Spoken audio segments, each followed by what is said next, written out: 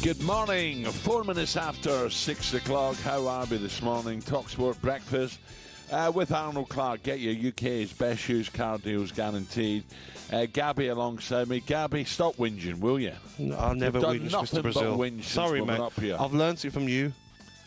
You and Mr. Stelling taught me well, Alan. The flight is the worst flight you've ever been on. It was a wee bit of a turbulence, but that was it. I'm being deadly serious. I'm not flying to Scotland again. Rubbish. I'm getting That's because you were up the back. That's because you were on the tail. I am getting the train from now on. Or drive, wherever it is. That was scary, Al. It was going from the left to the right. It was speeding up. It was slowing down and landing. Yeah, because there's clouds up here. No. That's when we're landing. You know, you have to adjust, don't you, as you come in? I'm looking around. Everyone's calm. I'm like, I'm holding on for dear life here. Never again. I was up the other end of the plane. I could hear these squeals. You know, what's the livestock on here or something? Oh, God. Let's move on, please. Let's get into it. Live from Arnold Clark showroom here in the outskirts of Glasgow. Last night, live on talkSPORT, England hammered Woolford Wales. Well, there are no points at stake, but there are points to prove. There's no qualification on the line, but there's plenty of parochial pride. Very pleased with the first half. We could have been 4-5-0 up. Perfect start for England. They're ahead inside 2.5 minutes. Morgan Rogers, who kept his nerve to siphon into the bottom left-hand corner. That's what you dream of as a kid. It's things that drive you to work hard and to get into this position. So yeah, it's a lovely feeling. We've seen what this environment was. Now we're not quite there. It's played across the face of goal for Watkins, who cannot miss. And he's there to bundle it over the line and double England's advantage. England are better team. Yeah, and it's not something I've seen before from a Craig Bellamy side. Saka turning it onto his left foot. Oh, it's a beautiful goal. And that is one of the best goals I have ever seen in this stadium. An incredible finish. No, it felt good when it left my foot, and obviously when I looked up and I saw where it was, great feeling. He's giving players their chance. And they're grabbing it. That first half, Morgan, Rogers, Anderson and Rice, all round. If you're Palmer, you're Foden, you're Bellingham, you watch it go. So we imposed ourselves physically and then also with our quality, of course, so that's why I'm very happy. The feeling remains that England are certainly moving in the right direction. They've beaten Wales tonight by 3 goals to 0. Everest. See, this is poor. This is poor. Here we are in the heart of Glasgow. You know, a World Cup qualifier, and you're giving us a friendly here. What is going on here? This is poor. We're nationwide. Yeah, we are. I agree, Al. We should be opening with Scotland, shouldn't we? And a great result last night for them. What are you shaking your head for, Ollie? You know, I mean, you support Stoke. Would you know about it? An outstanding night for England, that's for sure, at Wembley, who needed just 20 minutes to put the game to bed to race into a 3-0 lead. Gabby, I was watching Hampden. England, I take it you watched the England game? Yes, I watched Good night for the Villa boys. Yes, very, very comfortable first half. Probably the easiest first half I've seen an England team have probably the last 6-7 years, Al. But looking into it, Wales, they do have a big game. I don't care, mate. I don't care, mate. The way Kiefer Moore was speaking before the game, he said there's no such thing as friendlies. The way Craig Bellamy was talking before the game, there's no such thing as friendlies. We're going to be brave. They were the opposite of brave, mate. They didn't turn up. They stalled first half. It could have been 6-7-0. But the fans were great, weren't they? 7,000 all stayed at the end as well. And? Well, they disagree with you. No way. Listen, Wales had their first shot, Al, after 43 minutes. It was like a training. That's better than Scotland did. It was like a training ground game for the England team, and we haven't learned anything from that last night. Very good performance first half. Second half dropped off. Subs were made on 70 minutes, but we didn't learn anything. We don't need to be playing games like that. Well, exactly. That's why he shouldn't have played a game 100%. Like that. What about Thomas on the touchline? He was far from pleased. But I don't blame him because he wants perfection. So many times, the last pass or giving the ball away sloppy because it was so easy. That's what you want to see. You don't want to see a manager, we've got 3-0 up and he's relaxed. He wanted them to go and get 4, 5, 6, 7. And I'm sure he'll be disappointed with some of the subs that come on. He said, this is Thomas Tuchel following the game, after the game, the stadium was silent. We never get energy back from the stands. It's a bit sad because I think the team deserved big support. Well, I would imagine, listen, as I say, I was watching Hampden, but it's a friendly, and I'd have thought a lot of kids and stuff like that were there. So, you know, if families, you know, father taking kids, daughters. So what's you expect? A raucous crowd, you know, a raucous crowd going crazy? I don't think so. I think it's difficult when, like you say, it's a friendly, and also, you know, after 10 minutes, you're 3-0 up. You know, 3 quick goals. That's great. That's what you want as a manager. Of course you do, but, you know, fans celebrate the goals, and then it's like, okay, this is a bit easy, this is. So maybe switch off a little bit. But he's got to be careful with his little digs, because there's one thing you don't want to fall out with is the fan base. As a national team manager. Well, he backed up the comments in his post-match press conference. Have a listen, Gab. Good moment to explain myself. Well, first of all, I said the support in Serbia was absolutely fantastic. When we played last time in Serbia, I said it and I meant it. I love English football and I love English football fans and the support they give. But I think today the atmosphere did not match the performance on the field. Yeah, it's an interesting one. One England fan who took exception to Thomas Tuchel's comments was Gareth. Gareth phoned in the sports bar on the way home from Wembley. Have a listen. I'll be honest. I don't think the atmosphere was any different to any other time that me and the boy have been down at Wembley. The only thing I would say that was different was we played a team with a set of fans who were there to enjoy their night regardless. Yeah, I agree with that. What? We were sat behind the goal right next to them, and you know what? They were brilliant to watch. They had banter. Yes, they took the mick. Yes, there was a bit of derogatory here and there, but across the board, they knew they were coming. They were turning up for a hiding. Wow. Yeah, do you know, I've not read the reports this morning, but hopefully Wales have no injuries ahead of the big qualifier coming up. It didn't look like it. He made a lot of changes on the 63rd minute. Davis, Wilson, Ampadu and Williams all come off. But they weren't at it first half. And I could imagine during half-time, Al, he probably said, you know what, none of these are coming off and getting ready for Monday. You're going to go out there and make your country proud. And the first 20 minutes, 30 minutes of the second half, they were a lot better. They were putting a tackle in. You know, they were. He was all loved up with Tuchel towards the end of the game, wasn't he? What was that about? Odd. Yeah, very, very odd. But he will be very disappointed of the way they conceded goals as well. Crosses into the box they never dealt with Wales, and a disappointing performance from every single player. Who impressed you, Gab, for England? Morgan Rogers. Was first goal, is that right? His first England goal? Yeah, Morgan Rogers took his goal well. Great play by Gahey, who kept the ball in play. I thought Watkins done well with his build-up play. Every player done well, and they should have. Because at one point, they're playing against statues. Like, literally, Wales had everyone behind the ball, but just getting through easily. Gordon was getting time on the ball.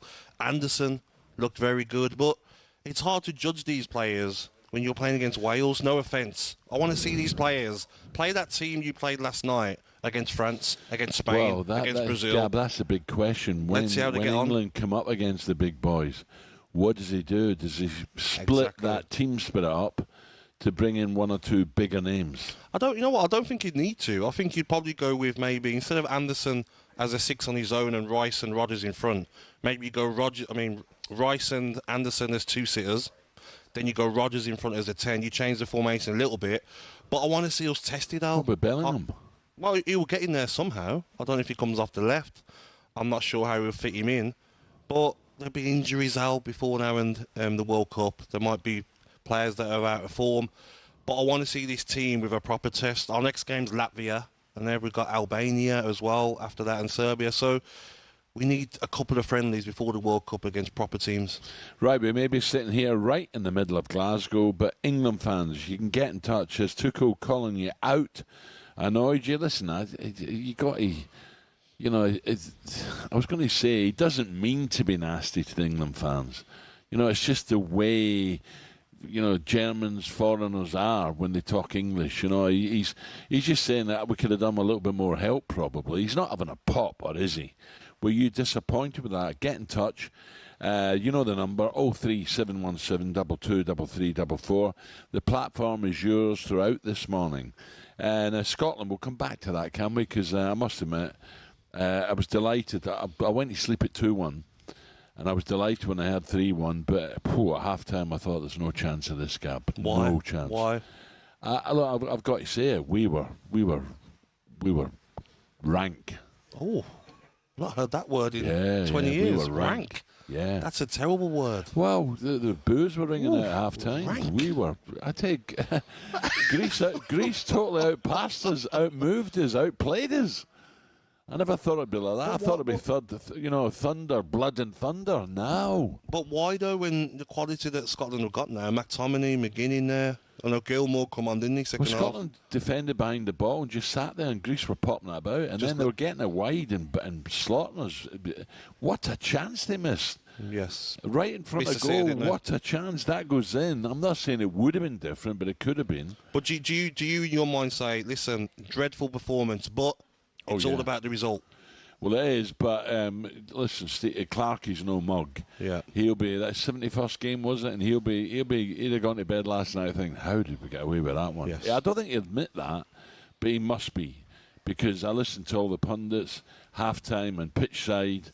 They were shocked. Well, Sunday's a massive game, Al. Belarus at home. If they win that and Denmark beat Greece, then they'll be guaranteed a playoff spot. Yeah, they've got to go to Greece as well, haven't they, Scotland? Yeah. But it's got to be better against Belarus. Don't worry about that. It has to be, because that was... I was gobsmacked last night.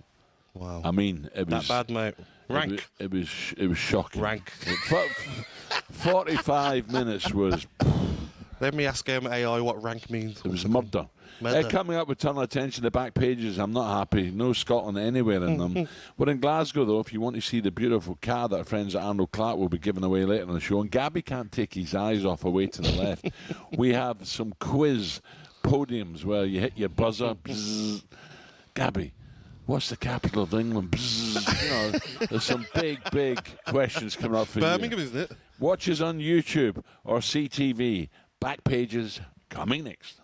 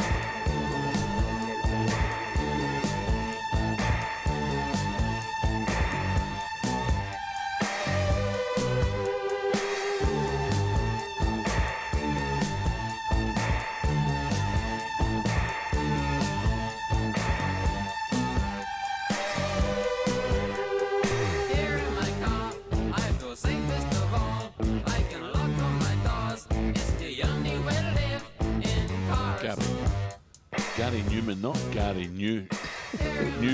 That's good. Do you remember Gary Newborn? No, I do not. You do. Who's he that? was ITV's. Oh, big yes, guy. yes. Right, a bit of Gary Newman there on the cars this morning. Why are we playing it? Well, of course, it's because we're coming to you live from the Arnold Clark showroom. By the way, very, very nice. Arnold Clark showroom up here in Glasgow. But that's not it. Page 3 of the Daily Star this morning tells a story about Gary Newman, who claims he's been haunted by ghosts in his castle right here in Scotland. The legendary musician said he's left quaking under the sheets at night when all the ghouls in his Scottish manor come out to play. I can't remember him living up here. Do you believe in ghosts, Gab? I do not, Alan, no. I've never seen one, thank God. What about you? I think there's something out there. What? Yeah, spirits. Oh, okay. Whiskey, gin, vodka. Let's look at today's back pages with Tesco Mobile for Business and Kerry. The Back Page Review on talkSPORT with Tesco Mobile for Business. Got a side hustle as a Pilates instructor? Stretch your budget with business phone bills for up to 40% less than the big three networks. For verification, see tescomobile.com/business. And how dare you? How dare you in a hotel room in Sucky Hall Street watching the England game? with my lovely curry. Curry and football. You know, perfect way to end an evening. Do you want the Scotland game then, no? I had it on the side. You little fibber. You little fibber. You guys know me too well. I like focusing on one game. Yes. Is that allowed? Yeah. Well, A friendly. Yeah, okay. Yeah. But I had the Scotland on in the background. Right, back pages. Let's get into that, shall we? Couple of headlines. Too easy for Tuchel's men as Welsh walloped at Wembley. That's the back page of the Mirror. Who needs Jude? That's the headline in the Daily Mail. And Tuchel calls out silent Wembley regarding the Times headline. Also, a couple of other stories. Push for 64 teams in the 2030 World Cup. That's in the Sun. And United in bombshell sale claim regarding Manchester United in this news about potentially new investment coming in. But we'll start with the Tuchel comments. Yeah, interesting. Kay, why would you want to upset the England fans this early? You know, you've had a sparkling 20-odd minutes. You've gone 3 up. People understand and know the game. Well, that's it. People don't want to get injured. It's a friendly for Wales. Game over. You know, why start all that up?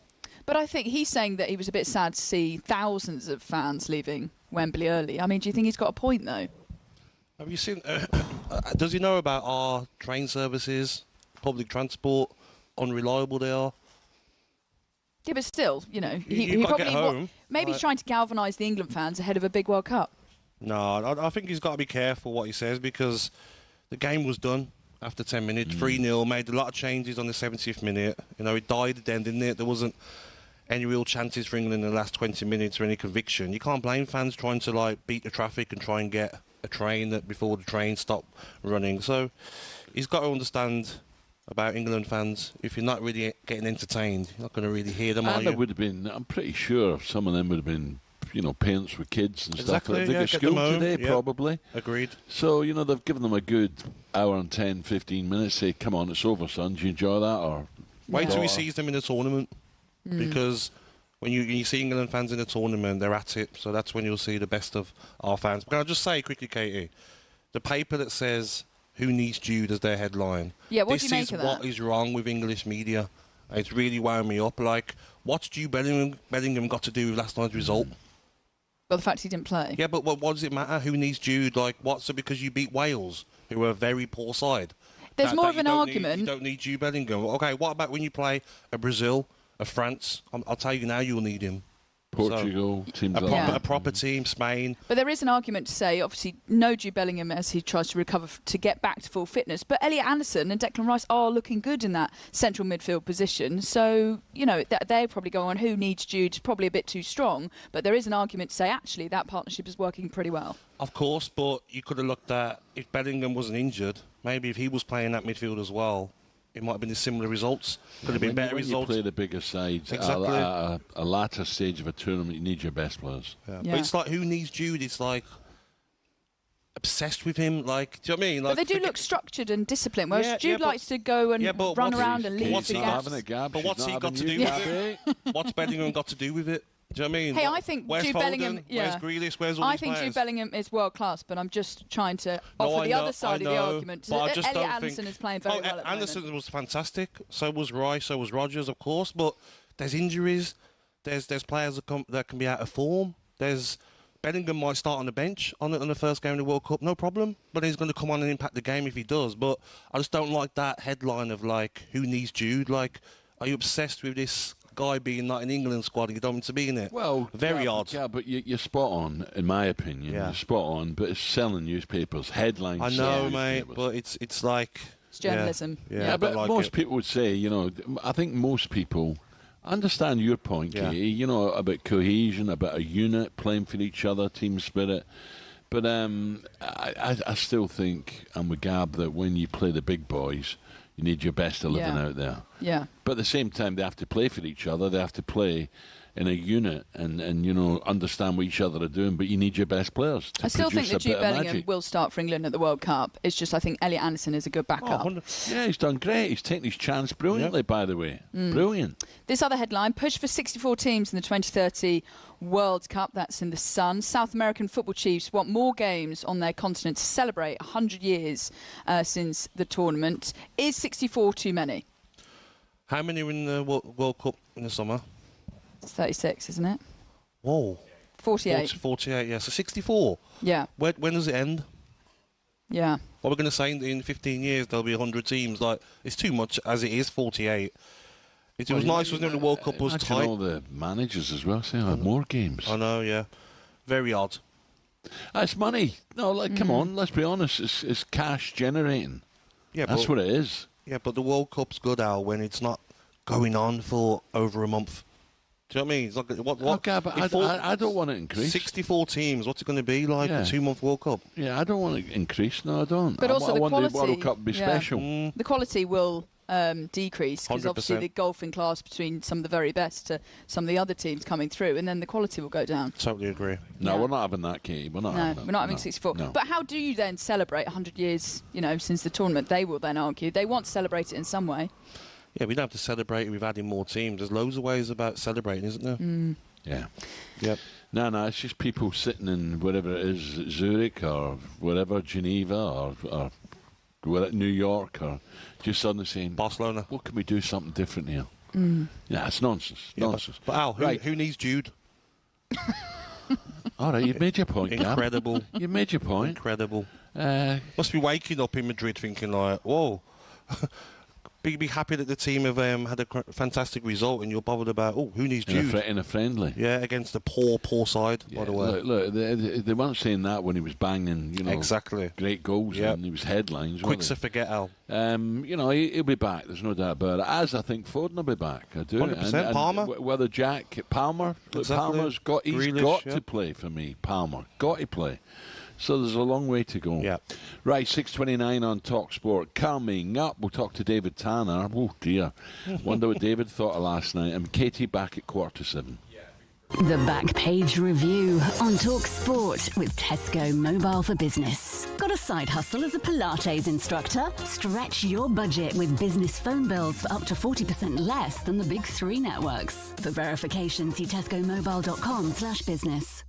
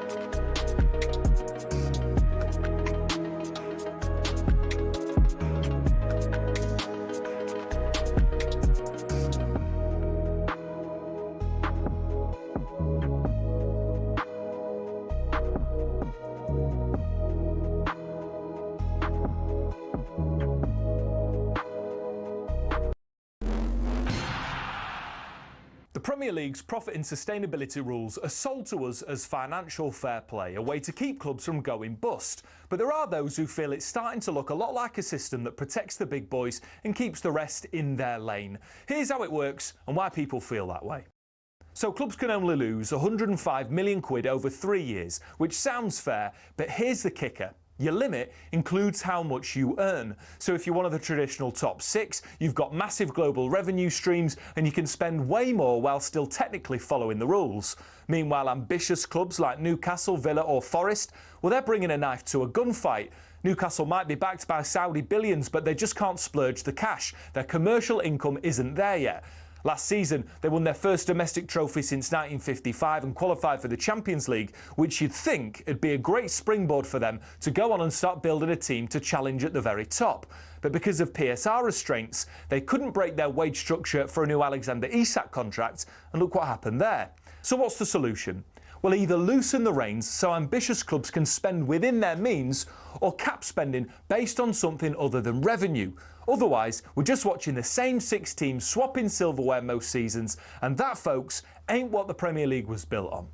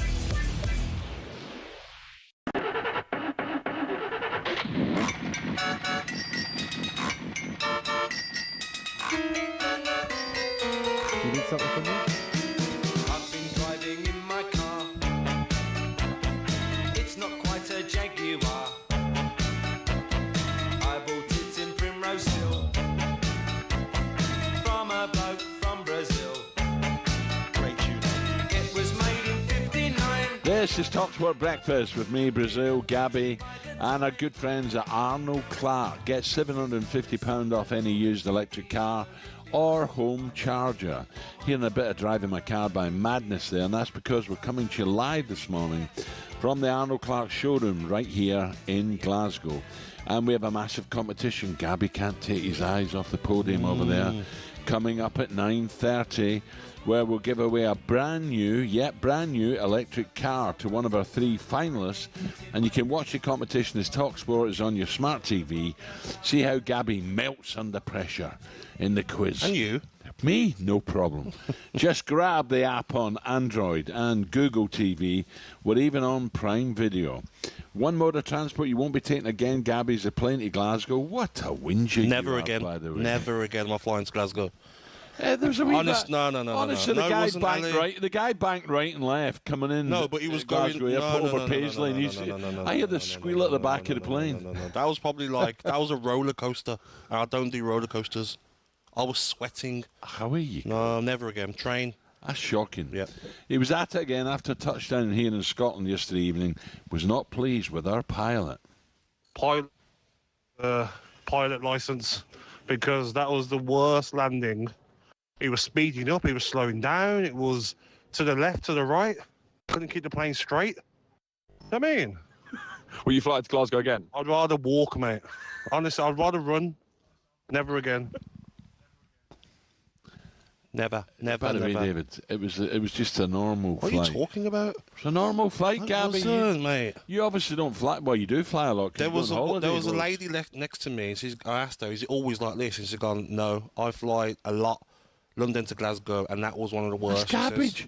He backed right and left, and he come through a puffy cloud, and he put his foot down a wee bit. That was it. No. Big win last night for Scotland as goals from Christie, Ferguson, and Lyndon Dykes secured the win for Steve Clarke's side, despite being second best for the majority of the game, I'm afraid.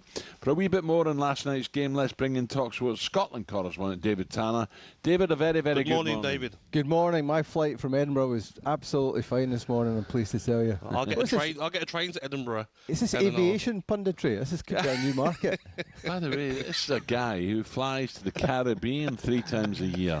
He's talking nonsense, honestly. There was nothing wrong with the flight. You know, sometimes it gets a bit, especially going into London City Airport, that can be a bit dodgy. Yeah, but going into Gibraltar, this was nothing yesterday, honestly. Let's move on, please. It certainly wasn't a vintage performance from Scotland last night. No, it was not. We'll take that.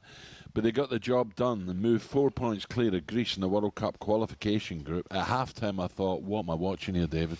Well, last night I felt like phoning Police Scotland to report that I and 46,000 others had witnessed a mugging. I mean, it was among the worst Scotland performances of Steve Clarke's 71 games in charge. He's equalled Craig Brown's record for being the longest-serving manager last night. And after an hour, I have to tell you that... he was really struggling to, he might make 72 games and break by the way, a new record at the weekend. It was that bad. One thing I will say about him, right, and I think we all like him, don't we, Steve? He's just a good guy. Yes. But even the pundits at half-time were saying he's got to change it. And then the co-coms, 10 minutes in the second half, I don't understand it. He's got to change it. That's how bad it was. Yeah, it was 33% possession for Scotland last night, and they won 3-1. I mean, I've never known anything like that. I think the closest was when Neil Lennon's Celtic beat Barcelona. Young Tony Watt got a late goal in that game. Yeah. And they were in similar numbers, but to win 3-1 after playing so badly for an hour is astonishing. Billy Gilmer coming on, I think, made a difference. And Dykes gave the crowd a wee lift, didn't they? Because they knew he'd put himself about. He did. And he did that. And so what was the problem then, David? Team selection, formation, what players should have started that didn't? He has a habit, Steve Clarke, of not putting Billy Gilmer in the team. Remember, he did that at the Euros, and then he put them on. He started him against England, and he was man of the match in a 0-0 draw at Wembley. So I think maybe that would be something. He's going to have to make changes for the next game. There's no Aaron Hickey. He got injured. Hamstring. Yeah, it looked like it. He was already well strapped up. No Lewis Ferguson and no Ryan Christie, two of the goal scorers last night. So he will have to change the midfield. So Billy Gilmer will start. The one I'll say about Steve Clarke is he's got great bounce back ability. You might get a dreadful performance, a dreadful result, but he tweaks it and gets it right for the next game. And I expect him to do that. What I couldn't understand last night was we retreated behind the ball, didn't we? So we had loads of bodies in that midfield, and yet they were just popping about. I said to the boys earlier, it was like Real Madrid playing Brecon. With the greatest respect to Brecon. They were knocking about for fun, the Greeks, weren't they? And when they got it wide, especially down the left, Scotland's right, they were killing us. Yeah, Solis is a terrific player, and he was part of that Bruges team that battered Rangers a couple of weeks ago in the Champions League qualifiers. Listen, I think they've got they're better in the final third. Greece, they are a good team. I mean, they battered Scotland at Hampden just 6 months ago. So for Scotland had to dig in last night for the manager. But the good we've news seen it at Rangers this season when a group of players hasn't done that. Correct. For Russell Martin. So that's something they can take. We'll come on that in a wee moment. Rangers, I don't know if you've got any latest on Steven Gerrard, if that's going to happen, but just for Scotland, so if we beat Belarus on Sunday, who got gubbed last night, didn't they? If we beat them on Sunday and Greece are defeated in Denmark, and I think they will, Stevie Clarke's men will be guaranteed one of the top 2 places in the group, meaning at worst they'll be in the playoffs to the finals next summer. So there's light at the end of the tunnel, even after that hour of mediocrity. Absolutely. So they could clinch a playoff place at worst at the weekend. But I tell you what, I wouldn't mind seeing Denmark drop points and for Scotland to win the group, because they can certainly do that. We've got after Belarus at the weekend, we've got Greece away, where we won at the start of this year, and then Denmark at home, and we got a decent result against them in Copenhagen. So that's in November. Don't rule anything out at this stage. And as I say, I think the playoffs have not been kind to Scotland in recent years, but there is a chance to qualify here. No Scotland manager has led a side to three championships. So Steve Clarke can make some real history in the next couple of months here, and I've got a funny feeling we might just do it. On the back of last night, I can't understand why I'm saying that, but the league table tells you no lies. The punters weren't happy with it as well. No. You could see that. No. Just on, you mentioned Rangers earlier. Any sort of snippets about Gerrard? Was there a meeting in London with the Rangers hierarchy, or was that just speculation? There seems to have been a meeting in London yesterday. Jermaine Defoe, interestingly, has been posting on his Instagram lots of Rangers memorabilia and souvenirs over the last couple of days. So there's some heavy hinting going on there. So we expect it to happen.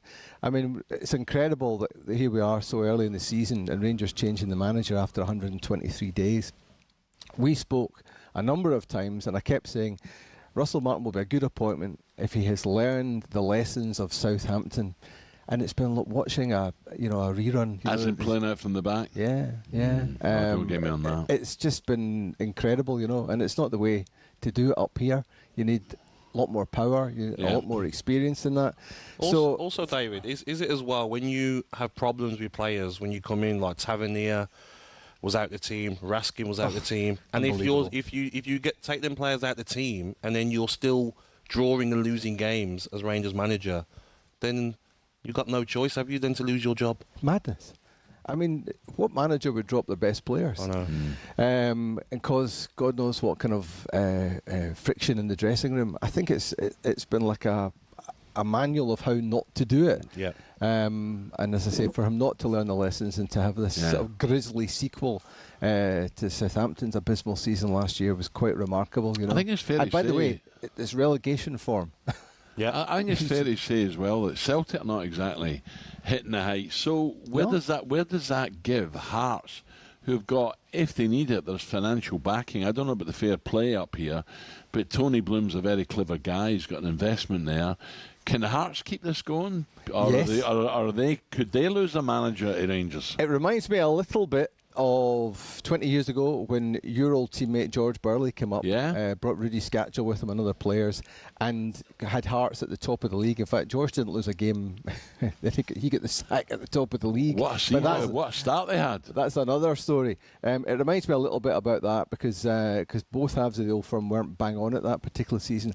Celtic looked to me as like a team that its legs have gone. Collectively, they've made a couple of good signings after going out of the Champions League, so they look a little bit better. They're not conceding many goals. However, this is not the Celtic of old, and they still haven't won a big game in this calendar year, which is extraordinary for a club of that size, and for a team that swept away everything before them and did so well against Bayern Munich as recently as February. So it's wide open. Wide open. David, nice one. Let's see what happens. David. Let's see what a big qualifier game comes up. As you say, look, that's how it's gone now, that game. The result, we got a result. I don't know how we got it, but we got it. And we're still, there's light at the end of the tunnel. We could still qualify. There is lessons from history. Belarus have played here once before. Walter Smith had got Scotland playing really well. And they came here. Alexander Kleb of Arsenal and Barcelona fame ran the show that day, and Scotland lost, and that particular World Cup adventure ended unexpectedly against Belarus. So they're going to have to turn up for Scotland this time. But with Billy Gilmour starting, I expect them to do that. But Belarus 0, Denmark 6. Oh dear, yes. We've got to take advantage of that. Different team David, nice one. Still to come on breakfast. Superstar Breakfast preview on talkSPORT with Travis Perkins. Download the new improved app to easily manage your accounts and quotes. We know we ain't no Argentina, but we got John again, and Rob Boyd on the wing, no Scotland, no party. Steve Clarkson. We're going to be joined by none other than the mastermind behind No Scotland, No Party, Nick Morgan. Will be on the show. Well, you won't really miss that one. He'll be playing a range of tunes for us. There you go. Hold on a minute. Nick Morgan, this sounds like he was at Wembley last night. And you'll find out why Gabby was stopped at the airport by a Rangers fan. All right, Jermaine, is it happening? That was a look ahead with Travis Perkins. A dream a generation's never seen. That's how long it has been. Superstar Breakfast preview on talkSPORT with Travis Perkins. Get free next day track delivery. Head to travisperkins.co.uk or download the app.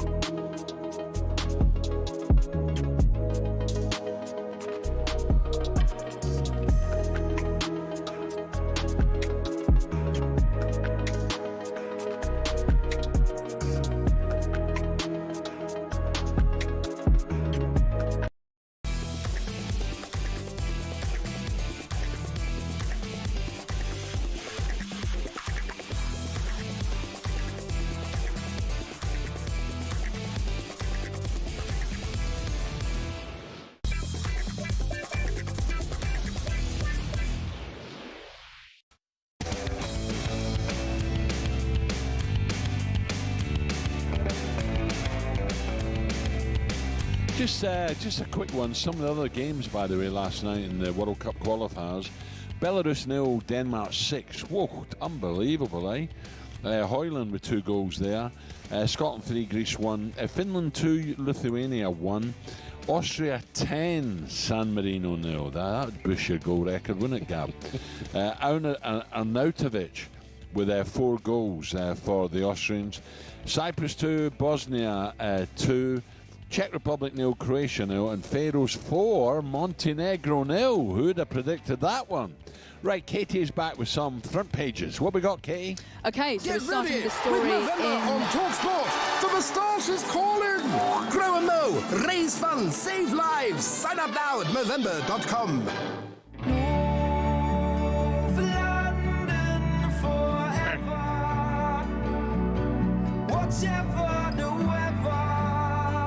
9 minutes to 7 o'clock.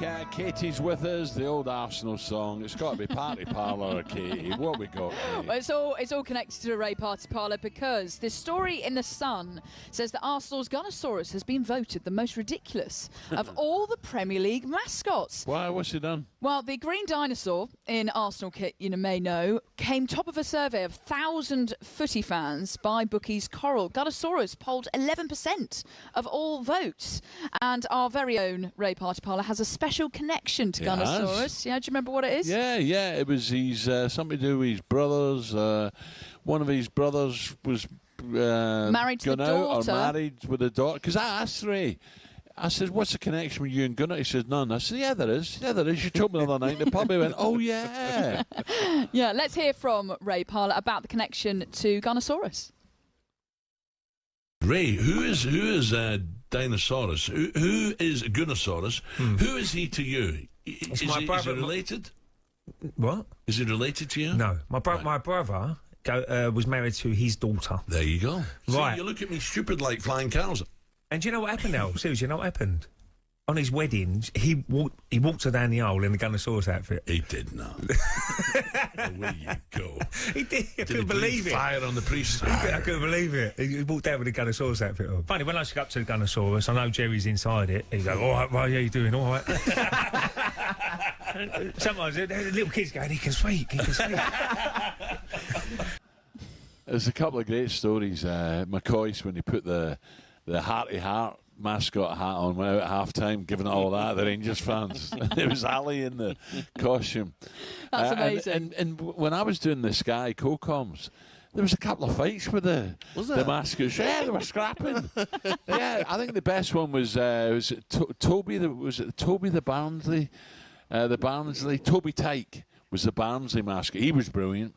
And also Lenny the Bolton. Yeah, but there was a fight. Was it the Swansea mascot? Someone will let us know. Cyril the Swan is my favourite mascot. I think he had a fight. No, I think he had a fight with someone. Ripped off the head. Yeah, he pecked someone. Well, I think this is a little bit harsh, don't you, about Gunnosaurus? Because you've also got Changi the Elephant of Everton. You've got Moonchester from Man City, and then Fred the Reg. You've got loads of others. Good for the kids, though, isn't it? Yeah, but okay. So who's the most ridiculous Premier League mascot then? Gunnosaurus, definitely. Why? You're just saying that. You don't know any others. What are the ones for Aston Villa then? I don't know. You don't know? I haven't got a clue, but well, it's Hercules and Bella. They are lions for Aston Villa. Exactly. Fight like lions. What's the Celtic one now? That's a good point. Oh. Shall I find out for you? Where's the Celtic one? Ipswich. Ipswich is Punchy. Punchy's the Ipswich one, the White Horse. Name. Suffolk Punch. Okay. Celtic one. Who's so you've got Haley the Huddle Hound or Hoopy the Huddle Hound? Hoopy. Yeah, Hoopy. Hoopy, there we go. Hoopy. We were going to take Gabby to the Hoops bar last night. I know. Ross McCormack said, didn't he? Yeah. Who played for Rangers? Can you believe that? I know. The Celtic man who played for Rangers. Mo Johnson. I think the most ridiculous mascot has to go to the Boiler Man from West Brom because it's a boiler. Shut up. It's a boiler, yeah. And he walks along the pitch and always I have to do a double take. Like, what is that? I thought West Brom were the Throssels. But they're not the Throssels. The Baggy Bird. Yeah, Throstle. But then they've also got a Boiler Man introduced in 2018 as part of a sponsorship deal with come on, Gab, with who's the Boilers. Villa Man? It just says. No, you don't know, do you? Hercules. For Aston Villa? Yeah. Hercules, See? yeah. Hercules, mate. You didn't know. Only because I just told you. Hercules. Okay, so Gunnosaurus, has been voted the most ridiculous by a vote by Coral. This other story, last orders to be called on pub laws. Pub bosses have welcomed the move to allow boozers to stay open until the early hours. Do you think, are you backing this, Alan? What do you think? Was there not a stat before when the pubs were shutting it, so you had to get your last orders in at 9:30 or 9:40, and then you were kicked out at 10. There was all sorts of problems. What is it now? I think if you spread it out, then people are not in a rush to booze, and I think that's when people get drunk, when they're in a rush to booze. And also we're seeing loads of nightclubs closing, aren't we? Yeah, and when they all pile out at the same time, Katie, that's when you have trouble. So I know it's bad But when they all, when everyone's kicking out at the same time, especially on a Saturday night, 11 o'clock. Football. Is it 11 o'clock now that pubs close? Oh, wow, that's all different. It's not, it's all different. Well, ministers are backing proposals drawn up by alcohol and hospitality industries which aim to save the British night out amid a pub crisis due to the spiralling costs. Well, it says, because the rents are going up, the breweries have no option as well, by the way. If national insurance goes up anymore, they're going to have to put the prices up. Everyone puts their prices up. I will say, sometimes when you do go to a pub and you're having a nice time with your friends, just close it. Just feel early, doesn't it? Sometimes 11 o'clock and you're like... Well, not everyone wants to go dancing like you used to, Gab. You were straight on the dance floor. The old that VIP section. What was it, Bell something? Belfry, that was it, yeah. Belfry. But nightclubs are on the way down, aren't they? People like to go to more bars and pubs. Yeah. Did you get that little message I sent you about some of the people who said hello? And they said there hello, was a couple of the messages I didn't want to send. Oh, really? Which really dropped you right in it. Oh, really? Yeah. You were a bad boy. Mayflower. You were a bad boy. Katie, we're back with Katie in a tick. Right. Coming up, Wales legend Dean Saunders joins us. He was at Wembley last night. He'd have been raging, wouldn't he? Bloody hell. With Glenn Hoddle. Apparently, Glenn left at half-time. Not because the game was over, because he couldn't take any more of Dean's stories. Oh, that's harsh. We find out just how embarrassed Dean was by that performance. Next, that was a look at today's top headlines. Thanks to Movember, a fantastic charity. Sign up now at Movember.com. Get ready with Movember on talkSPORT. Grow moustache, raise funds, save lives, and change the face of men's health. Sign up now at Movember.com.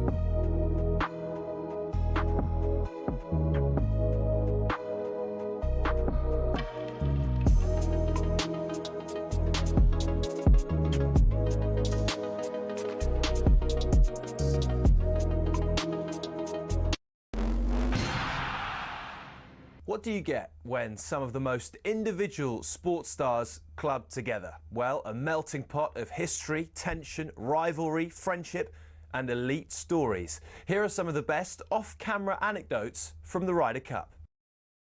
Number 1, Tiger's loo roll. The protagonist, Lee Westwood's former caddy, Billy Foster, said in a toilet cubicle at the Belfry. As he went to relieve his first morning nerves, Foster noticed only one of the 2 cubicles had loo roll, and while he was seated, in came a tiger into the empty cubicle, and he realised his mistake all too late. So Foster took some paper, reached under the cubicle with a rescue offering, and as Tiger went to take it, Foster uttered the words, "Europe, 1-up." As it happened, Europe did go on to win. Fast forward 10 years to the miraculous Medina, when, after a gruelling Saturday, Rory McIlroy overslept on the Sunday and was in danger of missing his tee time. Thankfully for him, the person booking player transport was Erica Stoll. She sorted him a police escort to the course. 3 years later, McIlroy proposed in Paris. The next story is told by Scottish legend Sam Torrance about the great Seve, who apparently despised the Americans mainly because of a diminutive US reporter who kept calling him Steve. Hey, my name is Severiano Jose. It's no Steve, it's no Steve. Next day, Steve. Torrance also tells of how Seve regularly gave coaching clinics to his European teammates, but a week later at the Italian Open, when the same players asked for advice, Seve would tell them to and see you next year. Having started with a Billy Foster story, let's finish with one from the 12th tee at Oakland Hills in 2004. It was Jimenez and Garcia against Westwood and Clark in a practice round, and as they finished, Foster decided to jump in the buggy and speed away with all their clubs, only to lose control entirely and tumble onto the course and see it careering towards the spectators. Thankfully, the Red Sea parted and the buggy smashed into a tree, with viewers and clubs still intact.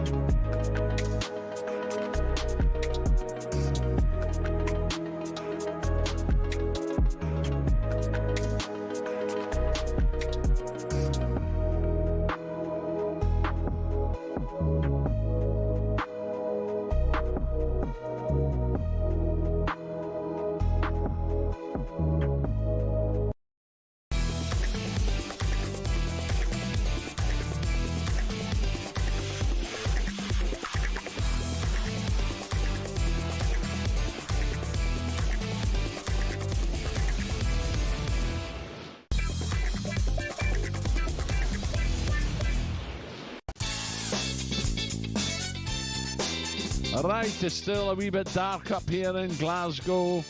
This is talkSPORT Breakfast with Alan Brazil, Gabby and Arnold Clark. Get the UK's best used car deals guaranteed.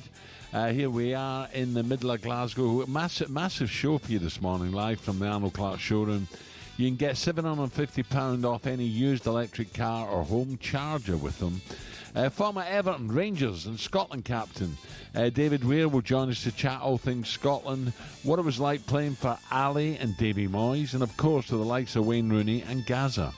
Six-time Premier League winner Nicky Butt, who also represented England at the 2002 World Cup, will join us to talk all things England and Manchester United. And former Scotland captain Alan Mulgrew will also join us live here in the showroom after Scotland's win over Greece last night.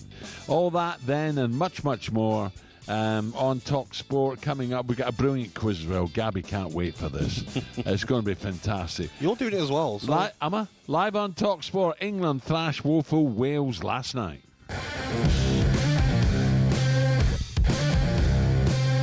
Full time. And it's another win for England against Wales. Same story that it has been every time these two have met since 1984. England racing into a fabulous 3-0 lead with goals from Rodgers, Watkins and Saka inside the opening 20 minutes. Wales much better in the second half than they were in the first. Pickford's 8th clean sheet, only coming after a couple of impressive saves. But Belgrade was brilliant. It hasn't been too bad tonight here at Wembley either. And the feeling remains that England are certainly moving in the right direction. They've beaten Wales tonight by 3-0. Yeah, that's right. It was a perfect night for England. They scored all 3 goals inside the first 20 minutes, thanks to the Villa boys, Morgan Rogers, Ollie Watkins, and Saka with a cracker, who won his 44th cap. By the way, when a defender's going to learn, don't let Saka in on the inside on his left foot. It is just blatant. It's obvious. When he comes in that left side, in the inside on his left peg, he's just going to take a touch and just feel for that far post. There's certain players you can't let do that, like Salah. Yeah, exactly. Great goal, but force him onto his right foot. Saka as well. Fullbacks Too are easy. thick. Yes. Yeah, they're thick. I'm sorry. Oh, they are thick. Manager Thomas Tuchel, despite the win, was not happy. Stadium was silent. Yep, silent. We never get any energy back from the stands. It's a bit sad, he says, because I think the team deserved big support. More on that throughout this morning, but right now, it's time for a bit of this.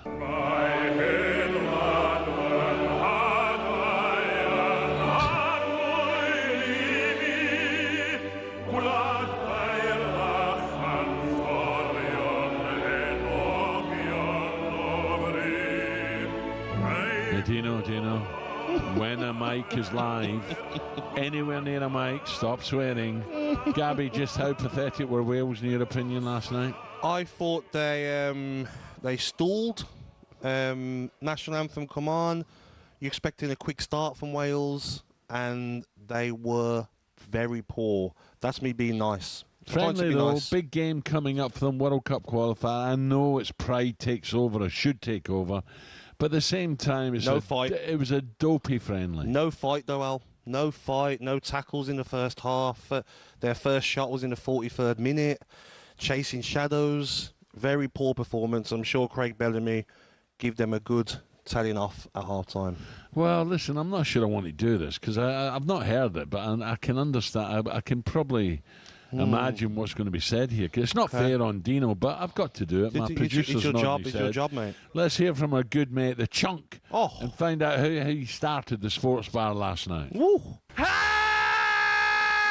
anyone seen Wales? Has anyone seen Craig Bellamy? Can you hear me, Craig Bellamy? Your boys have won hell of a beating. Dragons, Tom Jones, Dean Saunders, Welsh Rabbit, Fireman Sam, Gareth, Bell, Gareth, Bell. Have you seen Gareth Bell? Your boys have won hell of a beating. Stacey from Gravin and Stacey, Catherine Seaton-Jones, Thomas the Tank Engine, Leeks, Shirley Bassey, Shirley Bassey. Can you hear me, Bassey? Your boys have won hell of a beating. Anthony Hopkins, Daffodils, The Valleys, Aberystwyth, River 7. Has anyone seen Welsh? It's Welsh rare, but you tube, not rabbit. Dear, oh dear. Dean Saunders joins us now. Dino, what morning, can I Dino. say, mate? Bang. Morning, Al. Morning, Gabby. Do you know what? That sums him up. He had that clown's outfit on at the London club. I beat him again, Al. At golf. Did you really? He wore that outfit when he played for me at Wolves. Well, piano on his back. Yeah. He's fitter now than he was when he played for me at Wolves. Dino, where do we start, mate? Look, it was always going to be difficult. I've said earlier, I thought it was an absolute stupid friendly to pick before a big qualifier. Was it a surprise to you how easy England just melted? You know, the Welsh defence melted. England just walked through them early doors. Yeah, I think the word is passive, Al. You know, it's that we fell into the old trap. You get everyone behind the ball and you think you're safe with 11 men behind the ball. Once you get in your own half and you sit back, you've got to get in people's faces and make the ball go sideways. You can't let good players pick their head up and start picking passes. And England, on top of that, England were too good for us anyway. But the 3 goals that we conceded weren't very good goals at all. And I heard you talking about Saka coming inside. That's the problem, because it was David Brooks who let him come inside, because the fullback had passed him on, because Saka had come infield, the fullback was overlapping. So defenders know that they can't let Salah come inside, but when the wingers get back there, sometimes they let you down. But we were just too passive. Gabby was right. If you're going to play England in a half a pitch, you've got to get your foot in. Yeah, Dino, for me watching the game, it was like you said, there was early on, Gordon received the ball. No one near him, but Wales had everyone behind the ball, but was getting tight to no players. I just felt it was easy. There was no tackles. Morgan Rogers was getting it and having fun as well. And I feel for them 7,000 Welsh fans who wanted to come and see a real fight and didn't get one until the second half. Yeah, and to be honest with you, I thought this is going to be 6 or 7. I think everybody was thinking the same thing. And I thought they're going to carry that round for 3 days before a big game on Monday. But he played a strong team last night. There's a big game tonight. Belgium play Macedonia tonight. So we'll be watching that game. And Wales have got to win the next 3 games. Where's the game, Dino? Is that in Belgium or is it away? It's in Belgium. Right, okay. There's 3 games left. And Wales have got to win every game. So hopefully no one's injured from last night. He give the best players an hour, took them off. That's all I was concerned about. And then not getting a complete pasting. But if you're going to learn anything from last night, when Belgium get the ball against us in Cardiff, don't be passive. Get out. You've got Ampadu and Cullen sat in front of the back four. You've got to get out to the ball and make them go sideways with it. But we were just too passive. Do you know, if you're manager of Wales, let me put you in the hot seat and suddenly say, well, you'll get this big game coming up against Belgium, but before that we're going to Wembley. Okay, it was a big charity event, but it's still a game, and 7,500 Welshmen turn up and want a performance. You've got to be looking at whoever arranged this fixture and saying, what are you doing to me? Give me a chance, please. It was a no-win situation. If we win 2-0, so what? You know, you're going to... If Craig had a problem, does he play the under-21s in the game last night so nobody gets injured? Or does he go all out and we still might get beat anyway and Harry Wilson might get injured or Brennan Johnson gets injured? This game on Monday is the biggest game we've had for a long time. We haven't got that many players and we've got to go into it at full strength. I mean, Ben Davies last night hasn't started a game for Spurs this season. He's marking Saka, flying machine. I thought, good luck when I seen that. And Anthony Gordon is swapping sides. So whoever organised the game, bad idea. I don't mind saying it. If you'd have asked me, what game would you not like to play 4 days before we play Belgium, I would have said England at Wembley. Wembley. Yeah, absolutely. What was the atmosphere like, Dino? Because Thomas Tuchel has called out England fans, said it was quiet. Well, when the first goal went in, I think everybody went, great, you know, they've scored. Then the second goal sort of killed the game. And the stadium went like, all right, this could be a cricket score. And England were passing the ball around and we couldn't get out to them. We couldn't get the ball off them. And it was a bit quiet, but, I mean, you can't win, can you? You beat Wales 3-0, take your win, move on to the next game. Yeah. How do you beat Belgium? Do you know? How do Wales beat Belgium? Well, they got better players than us, probably, all around the pitch. And again, if something's come out of last night, Craig can sit down and point the finger at the midfield players who were in front of the back four, stop crosses coming in the box, stop players playing through balls, get out to the ball. If we do this against Belgium, they'll pick us off as well. They've got great players around the 18-yard box. We all fall into that trap where you get everyone behind the ball and you think you're safe. Well, you're not. Do you know, it wasn't great. So look, it could all be different. We'll see what Monday night brings, and hopefully you'll have a smile on your face Tuesday morning. And don't worry about the chunk. You hammered them at golf again, mate. That'll do for me. That's 2 out of 2, isn't it? Brilliant. Dino, thank you. Cheers, Dino. And good luck with that new sponsorship Titleist as well. Well done, Dino.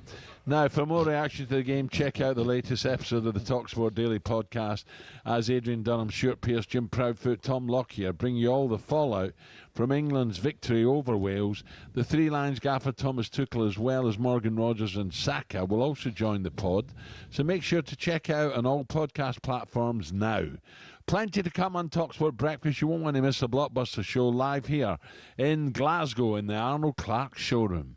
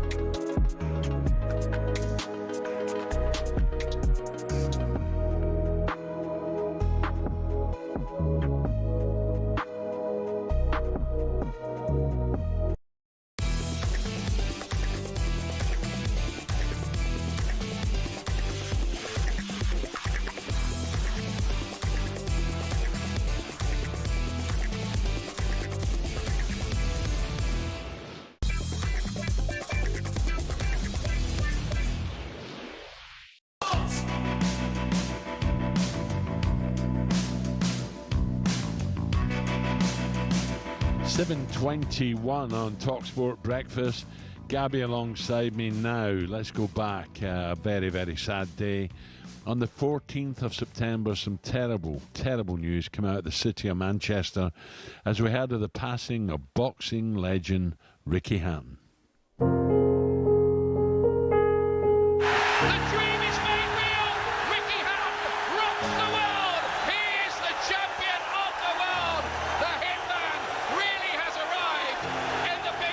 Always wanted to be entertainment, put a show on for my fans. Ricky Hatton will probably go down as one of this country's greatest ever world champions. He inspired a lot of youngsters, and certainly boxing in Manchester came alive because of him. Sometimes when boxers do hit the high notes and become world champions and make millions, they kind of separate themselves from the working class, and Ricky never did that. Outside of boxing, he was a beautiful human being. I went on my very first stag do with him at 17 years old, went all the way through school with him. We all knew what his potential was, where he was going to get to in his life. No one in the family had ever really done boxing, it was all, football family, so they were shocked when I actually took up the boxing. A few times down at the FA Cup final, down at Wembley, and he was just in and amongst the fans with all of us. He was kind of loved and adored by both sides of the city, if you like. He had time for everybody that he met. He's a great Mancunian, do you know what I mean? He's a lovely, lovely lad. One of the lads, he's one of us. The night me and Liam carried his belts out in Vegas was one of the funniest and most,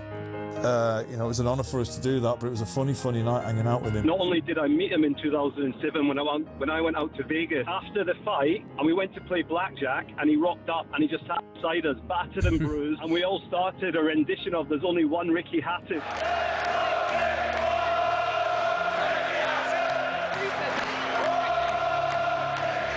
Yeah, so sad. Ricky he's been in the studio a few times. Yes. Loved his football as well. And very interested, didn't realise that Ricky was the first of the family to suddenly get involved in boxing. There was no one before him. So when I heard the news, wow, it's just horrendous. So today, the world of boxing, the people of Manchester, his friends and fans all around the world will come together to pay their respects and celebrate Ricky's life. Let's pop to the Ricky's gym in Hyde in Manchester. It's really horrendous. Nick Ellaby's there for talkSPORT. Nick. Yeah, good morning, Alan. I'm outside Hatton's gym, as you say, in Hyde, where he founded this gym in 2009, and it was actually opened by Muhammad Ali. Such is, the pull, the draw of Ricky the Hitman Hatton, the pride of Manchester. There are a lot of tributes on the fence here. A couple of Man City shirts, one reading "Ricky Sleep Tight, R.I.P." and the other one just behind me here, "Thank you for the memories." And I know it is a sad day, Alan, as you say, but also a day of celebration of this incredible figure, man of the people, born in Stockport, raised in Hattersley, around here in Tameside, but really belonging to the city of Manchester. And we're expecting a 15-mile, 2-hour funeral cortege, which will start at one of Ricky's local pubs in G Cross, the Cheshire Cheese, before moving on to the Hare Hill Tavern in Hattersley, where Ricky grew up, and then on to the New Inn, also just around the corner from there, which pub which Ricky's parents used to run. Here the cortege will pause as white doves are released, and then the cortege will come past here, Hatton's gym, where Ricky really inspired the next generation of Manchester fighters, and Ricky put Manchester boxing on the map. I've heard Frank Warren, Ricky's former promoter, talk about the fact that Manchester wasn't really big in the UK boxing scene until Ricky came along, and also Adam Croller, the boxer, saying that when he grew up in Manchester, everybody was fighting like Ricky Hatton, because he was such an icon. They actually called him the Manchester Mexican because of his footwork. And then from Tameside, the cortege will then head down Hyde Road into Manchester, passing the AO Arena, which for a lot of people of a certain generation will always be the MEN. It's where Ricky Hatton fought Kostya in 2005 and became world champion at light welterweight after Kostya didn't come out for that 12th round, and it was about 2-3 in the morning. Ricky on the canvas, exhausted on the canvas, but world champion, and then succession of fights after that.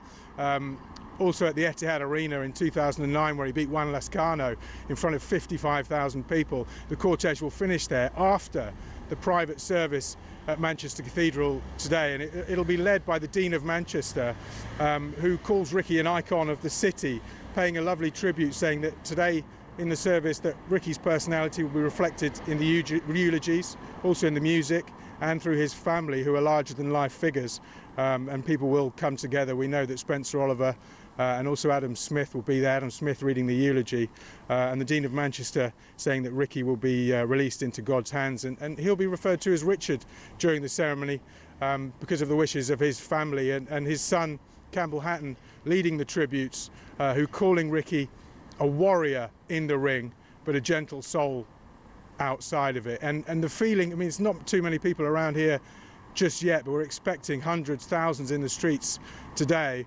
And yeah, a lot of people passing, just hooting their horns at the moment and telling us to give Ricky a good send-off. Very, very proud people of Manchester are of Ricky Hatton. So an emotional and also celebratory day expected. Nice one, Nick. Thank you. Thanks to Nick Ellaby there outside Ricky's gym. Nick will be joined by Spencer Oliver during the Hawksbee and Jacobs show later today, following the funeral service, following the sad news of Ricky's passing. Listen to a special edition of My Sporting Life with Danny Kelly, originally recorded way back in 2013. A British boxing legend, Ricky reflects on his remarkable career and his eventual retirement from the sport. That's My Sporting Life, which is great, with Ricky Hatton, found on the talkSPORT Daily podcast feed with Danny Kelly. This is talkSPORT Breakfast, and we are live from the Arnold Clark showroom here in Glasgow.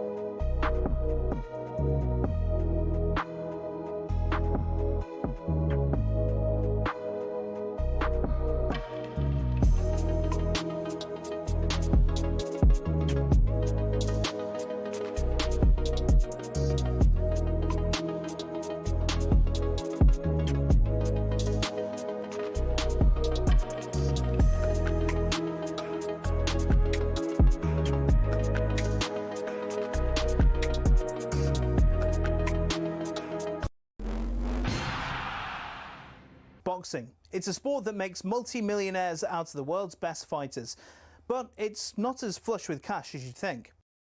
We all see how much the likes of Tyson Fury or Canelo Alvarez make every fight, but that's not the case for those just starting out, or those who aren't even at that level. For example, if you've just turned pro and don't have a promoter, you have to sell your own tickets, cover the cost of the venue yourself, and pay the tax man at the end of it. You might not even break even, but if you do, you're looking at 5 to 10 grand max. A mid-tier fighter might make more like 10 to 50 grand, but you still have to give up half of that in costs.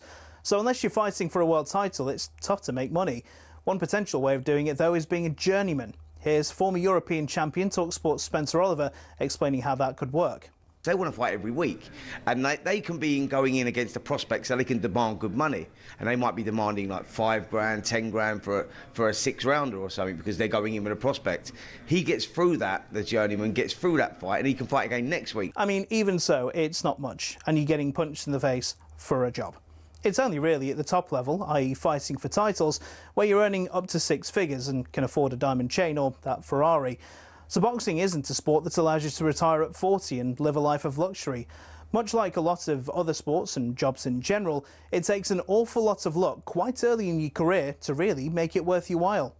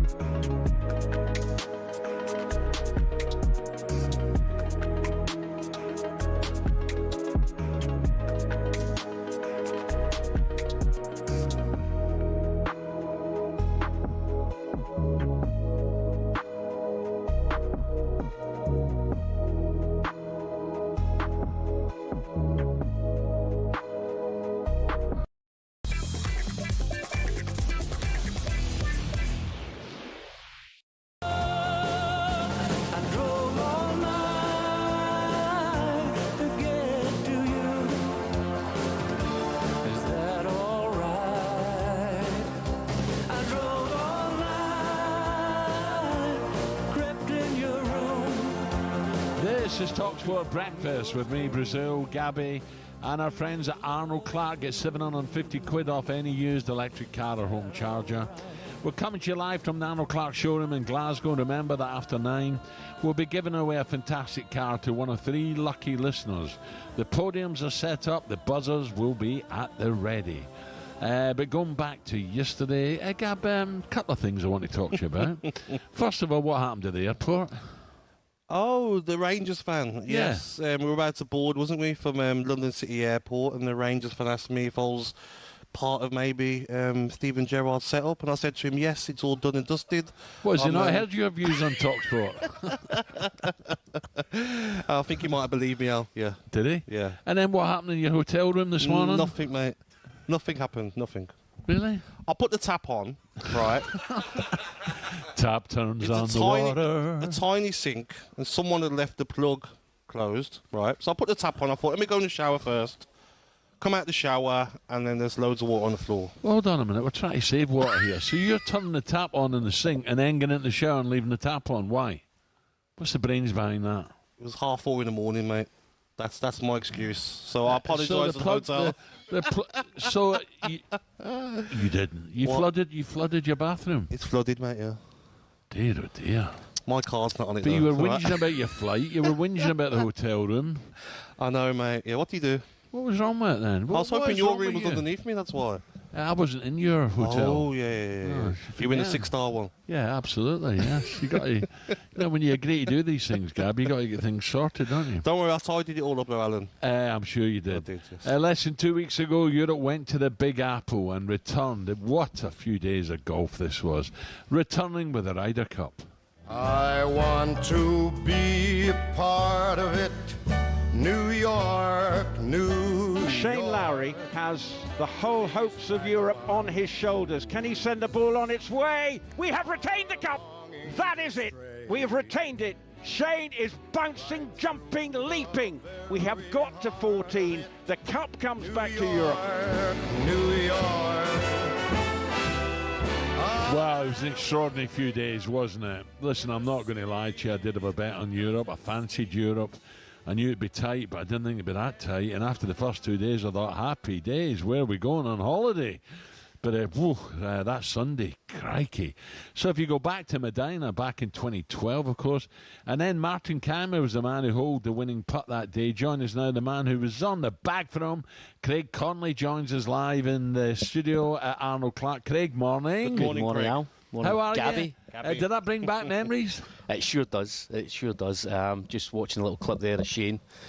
Yeah, how he must have felt was obviously the same as Martin back in 2012. And I've said before, at least Darren got to hug Shane on the green. Yeah. Martin, I never saw Martin for about half an hour after that. I had to shake Stricker's hand and Jimmy's hand and the official's hand, and I picked the ball out the hole. Gave a little wave to the crowd. Incredible scenes. But as you said, no one would have thought it came down to that. You know, there's a great connection between Martin and Shane. You know that? What's that? Well, they both know great Celtic songs. They sure do. They sure do. He's teaching Martin Cameron German Celtic songs walking down the 17. Does. Well, I remember back in we were playing Malaysia back in 2011, and Alistair Forsyth was warming up beside us. And Martin started singing the Celtic song, and he had no idea that Alistair was a Rangers fan. Aye. And Alistair's looking at me going, "Are you at the wind-up?" And a few other words, you know, that I wouldn't say in morning radio. And Martin's like, "What's the problem?" And I said, Alistair doesn't really like that song. It was quite funny. Do you know what? Going back to Ryder Cup, the first 2 days were just incredible. We were holding everything, weren't we? Yeah, and I think that's the difference in it comes down to who holds the most putts. Because score-wise, the Yanks were doing really well, weren't they? It wasn't if they were having off days. No, I don't think many of them were over par. But the way they set the golf course up, I assumed that it was going to be the beast that it is for the US PGA and the US Opens. But when you hear, or you saw from television that there was no rough, they'd moved tees forward. The first was moved, 40, 50 yards so they could drive the green and they can get the bleachers and the grandstands in at the back. The fourth or the fifth was one of the most brutal par fours I've ever seen, and it was a 515-yard par five. So I know pars, it's just a number. Yeah. But it's different to the way you would normally set that golf course up. Yeah. What about the big talking point as well, Craig? Was the crowd. We knew, Saturday, late Sunday, the crowd would be gobby. But that was taken to extremes, wasn't it? Yeah, I mean, I think I was watching it in a bar in Donegal, and you couldn't really hear the commentary or what was being said. But after being at St Andrews last week and talking to the four boys that played and the four caddies and other European tour staff that were there, it was ridiculous, but it was to be expected. But it's sport. Did it cross the line? It always does cross the line. Even in football, you're sitting beside someone and someone's shouting expletives, and it's unfortunately it's part and parcel of it. Will it be like that in 2 years' time in Ireland? I would very much doubt it, but you never know. The Americans looked frustrated, didn't they? And it also spilled over with the caddies, didn't it? When I was watching that live on TV, it was spilling over a little bit. Yeah, well, everything gets heated. Tensions are high. I've been involved in a couple of tit for tats over the years. There's a shock. Has a shock, listening to the accent. Wouldn't have guessed. 5 foot nothing, little angry Glaswegian. What did you say? And I'm all full of bravado. I've got the backup of the cops, and security. So, it does. But after it, shake your hands, everything's forgotten about. See, when you think about that, Craig, that instant with Justin Rose, that was a bit of a turning point, was it not? How did he get up and down from there? I think Keegan would ask the same. How did he get the drop? Was that the drop? Yes. But the guys they're so good. I think you underestimate how good they actually are. And watching Ryder Cups, watching guys like Seve, he was so inspirational, and you're just so into the shot at hand that these guys can pull off miraculous shots at any time. And it's the Ryder Cup, and you in match play you can't take anything for granted. You've got to think that your opponent's going to chip in or make that putt. You go back to Shane Lowry, when he won the Open as well, he was drinking Guinness all night. He came on with us, and it was brilliant for him to sink that putt. That was a pressure putt, and he doesn't waste time. He looks at the line, just goes up and hits the ball, doesn't he? He doesn't waste time. No. But a special mention as well, I think, has to go to Ober. Not many people were talking about him. Ober, you're getting the only win on the Sunday. That was remarkable. And also Tyrrell Hatton getting a half as well. Well, they had to get something from somewhere, and it came down to, who would have thought that Ludwig would be the only guy to gain a full point? No one anticipated 1,001 shot, wasn't it? Incredible, but that's what it's made for this. That's what the Ryder Cup's all about. These moments, and you've got to take them when they're presented to you.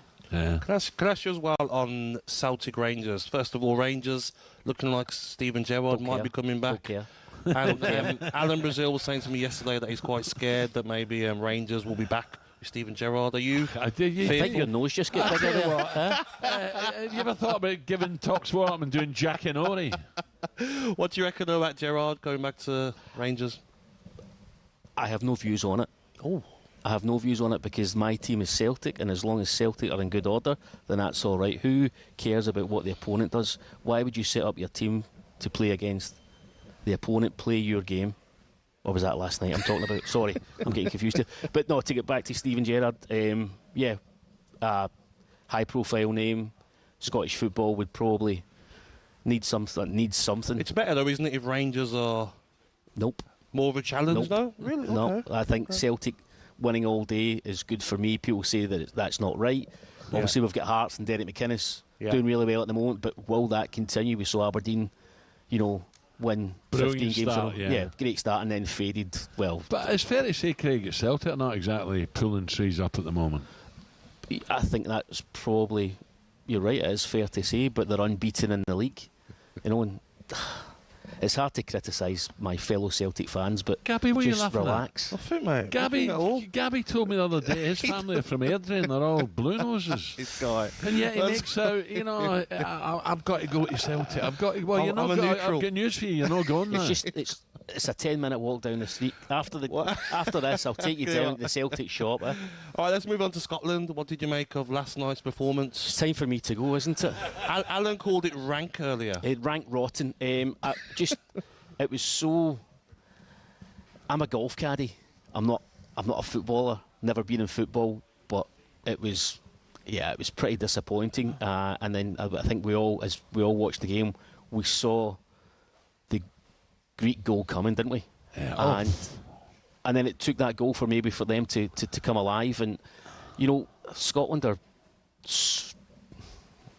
synonymous for gallant in defeat.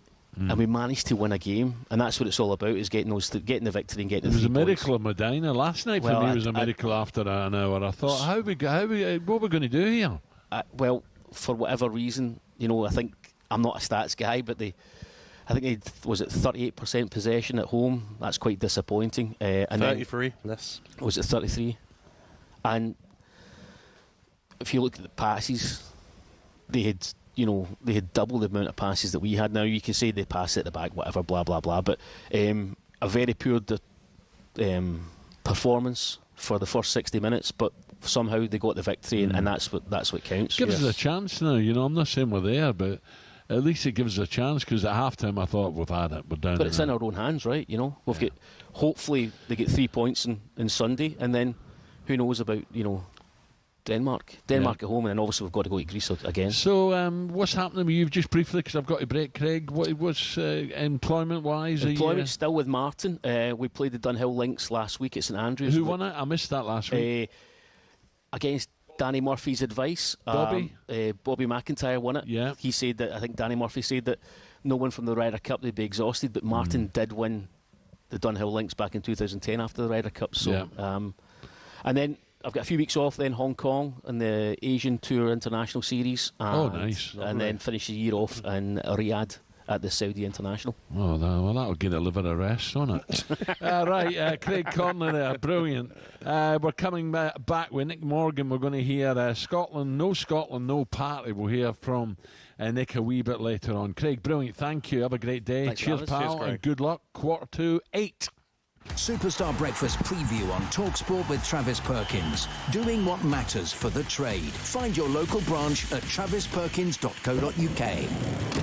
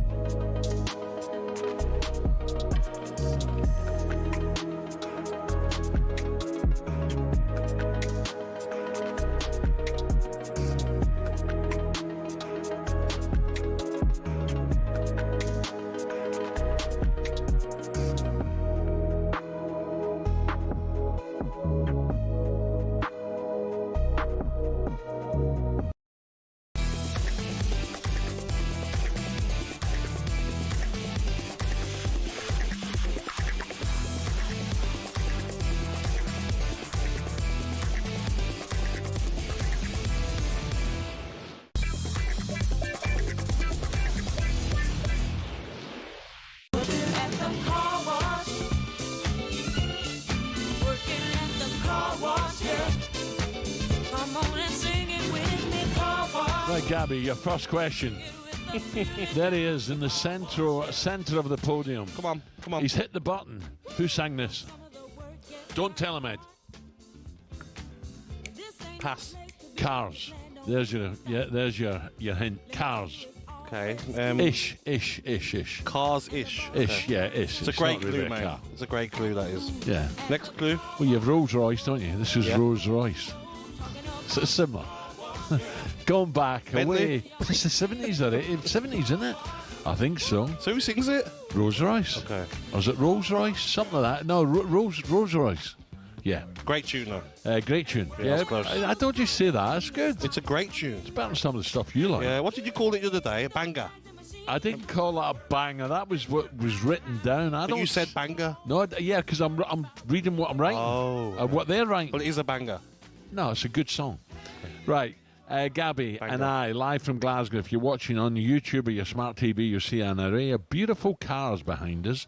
The one directly behind Gabby's head is the one we're going to be giving away around 9:30. Okay, for our thanks to good friends at Arnold Clark. Right, what do we know this Friday morning? I'll tell you what we know. England manager Thomas Tuchel has criticised England fans for being too quiet, for silence during a 3-0 victory over Wales last night. Thomas Tuchel added, "We never got any energy back from the stands. It's a bit sad because I think the team deserve big support." Hold on, Thomas. Calm down. It's a friendly. You'd expect it to win. If it was a big game against Spain, France, Portugal, teams like that, or South American sides, then you hear Wembley Like you roar. say, there's a lot of kids would have wanted Of to leave course. early. I don't know why he's coming out with that. Yeah. And he was jumping up and down like a jack in the box in the touchline as well, shaking his head. Yep. So calm down, will you, Fritz? Scotland took a massive step towards securing a World Cup playoff place as Lewis Ferguson's first international goal helped secure, an unlikely comeback, it has to be said, over a dominant Greece at Hampden to win 3-1.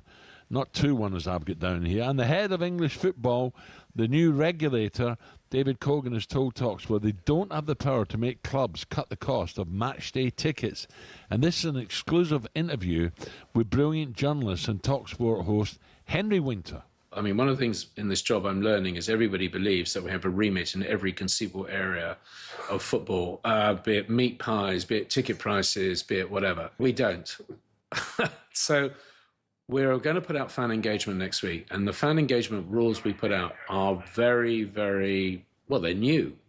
And they put enormous onus on clubs to work with fans in a very, very formal way of fans' involvement in any number of issues within the clubs.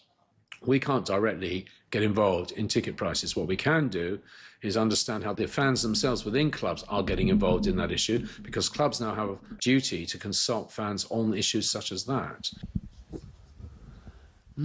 So I don't quite get this, Gab. No. So clubs can basically charge what they want. Is that what they're saying? Sounds like it, doesn't it? But hold on, I thought it was a rule away fans. Away tickets. They couldn't charge away fans too much. I'm sure that's a rule. You're right. Yeah, away I tickets think have to be a certain amount. But anyway, look, I don't know for sure. The full interview with David Cogan, the chair of the independent regulator, can be heard on Sunday edition with Henry Winter and Sean Custis, two guys been around a long time. Legends. Very good.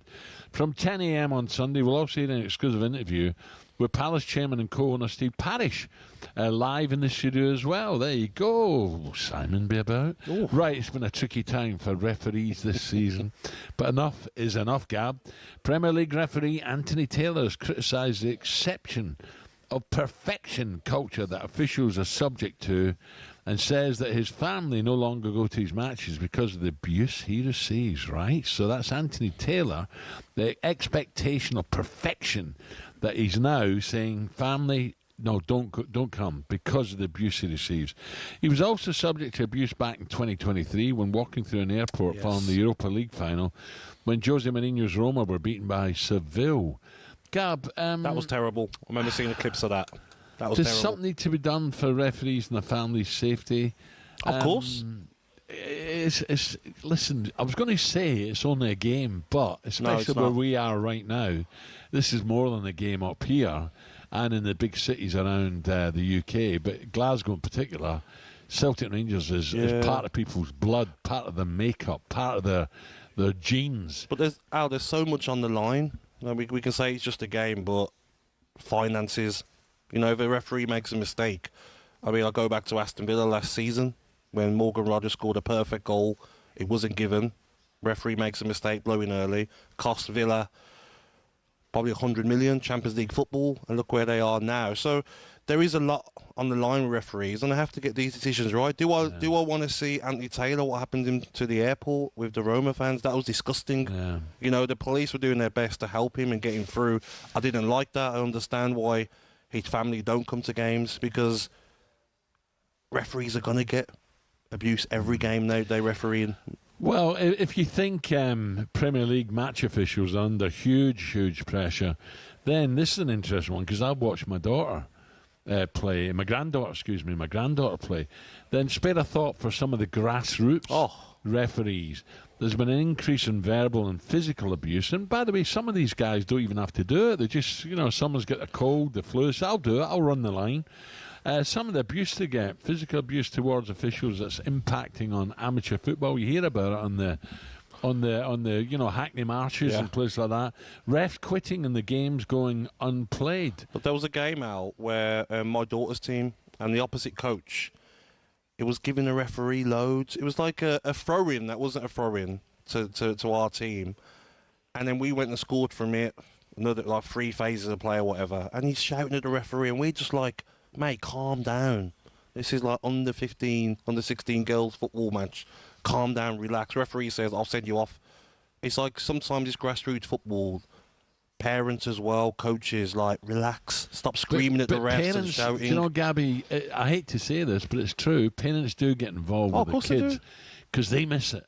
Yeah. They missed it when they were playing or skiing or whatever, and they get a bit carried away watching their own kids. Yeah, but referees shouldn't be shouted at by parents on the sideline. That's the problem, and they're going to get decisions wrong in grassroots football. It's not going to be the level of. What do you do though if you're watching your daughter, and the linesman is clearly at it, he's cheating, giving offside when it's not? Are you going to stand there and not say anything? No, but in grassroots football, a lot of the times it's opposition parents, isn't it? Hey, I'll stick that flag up your dirty air if you do that again. But they shouldn't be having to go at referees, because a lot of these referees that are doing games out, they're not even getting paid for it. Grassroots football, a lot of the games. So everyone needs to calm down sometimes. And I think parents take it very, very serious, I've noticed. They need to chill out and enjoy their kid playing football. I've heard stories about, especially in London, because, I spend a few days in London. Yes. Some of the weekend games in London I'll go to Hackney Marshes, some of the stories, horror stories you hear that, punters go there. Can you imagine? Players go there with blades in their kit bags and stuff. Yeah, and it all kicks off and out they come. We have to be careful though, because will it put off young referees wanting to officiate? Yeah, absolutely. Do you know, just a quick one, Gab, because I've got to break. Yeah. We're not far from Hampden here. Of course, last night Scotland got a result. I don't know how, but they did, so great news there.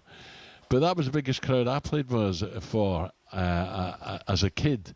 Because when we just spoke about Celtic and Rangers, didn't we? Yes. When Celtic and Rangers used to play in a cup final, it was almost every year it was the cup final of Celtic Rangers. How did that work? Hot balls, cold balls. They seemed to meet each other in the final. They used to queue for tickets, and outside Hampden was the pitches where you could play there. Training pitches, but they were gravel pitches. We used to play there, and there'd be a few thousand people lining up to buy the tickets from both sides, and they'd all be watching you play. It was brilliant. Brilliant, You had a real tingle, it was brilliant. And you said there was big attendances back then as well, wasn't there? Oh, 100,000? Hampden, I was there, 134,000. Yeah. Wow. Yeah, brilliant. Coming up, Gabby is absolutely fuming with a certain group of journos this morning following the England game. We'll find out why next. Coming up to 8.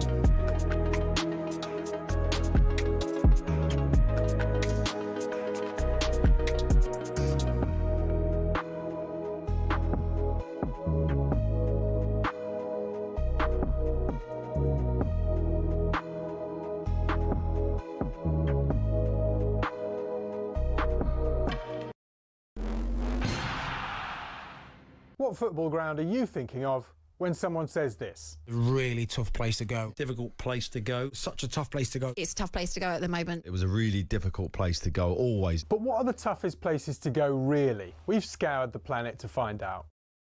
Forget a cold, wet Tuesday night in Stoke. Try playing in a blizzard 220 miles inside the Arctic Circle at the world's northernmost professional club. When Chelsea lost at Tromsø in Norway in the 97-98 Cup Winners' Cup, a massive snowstorm hit at half-time. These two boys and their brooms were absolutely no match for it.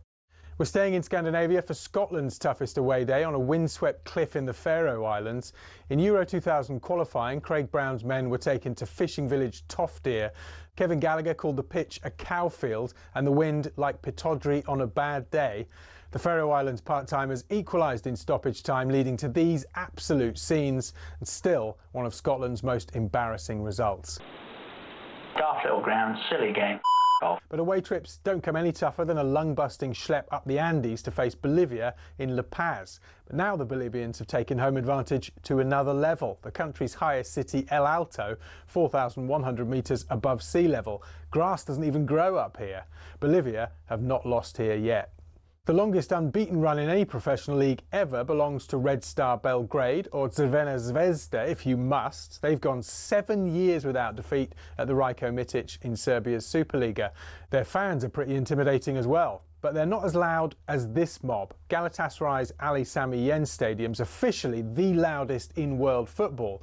In a derby with Fenerbahce, Galatasaray fans set a Guinness World Record of 131 decibels. That's louder than Motorhead, and pretty tough to carry out your manager's instructions when you can't even hear them. However, our most intimidating away day is in Wales, where cameras can't enter and players can't leave. HMP Prescoed. This prison team was briefly kicked out the Gwent League over concerns about young opposition having to go in there. Now that's a tough place to go. Early June 1939, Germany, always a tough place to go to.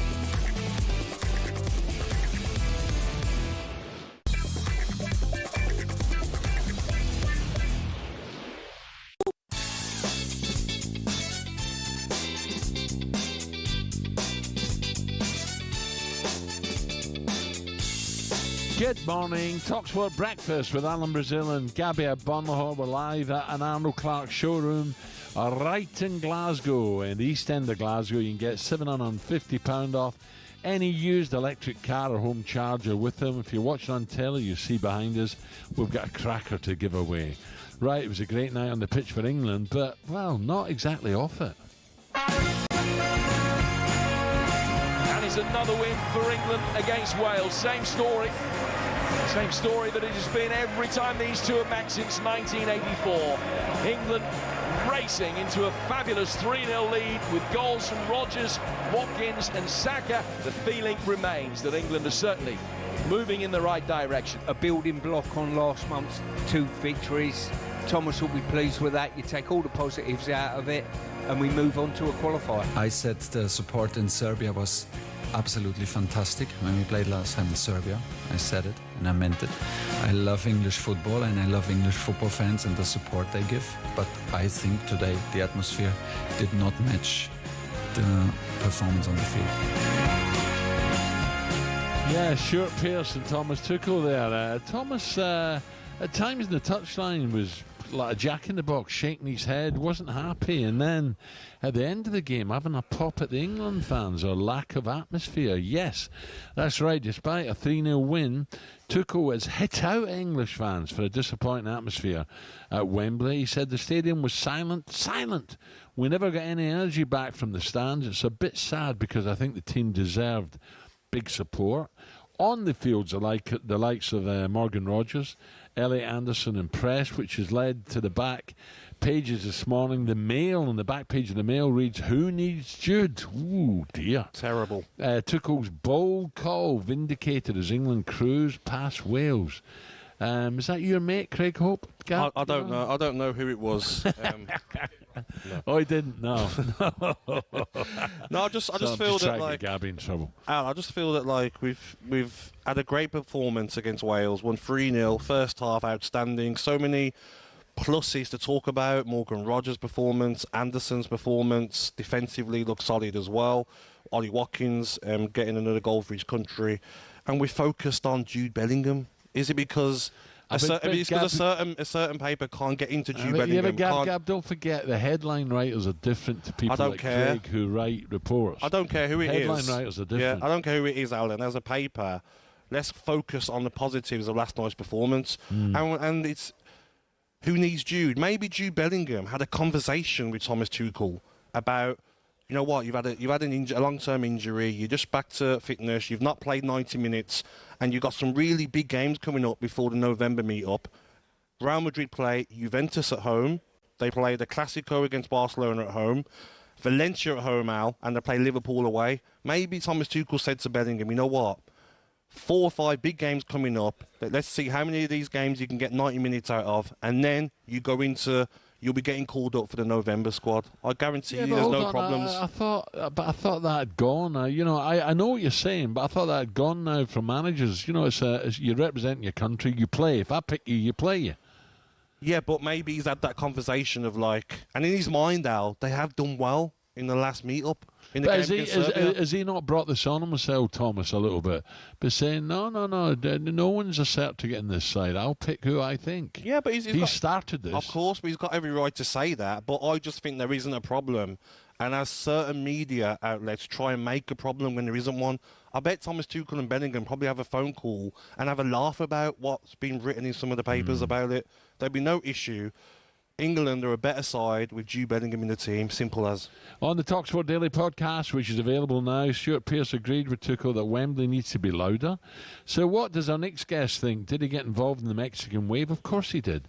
Let's get more on this from someone who was there last night for talkSPORT and has awarded Tuchel an 8 out of 10 in an infamous ratings on talksport.com.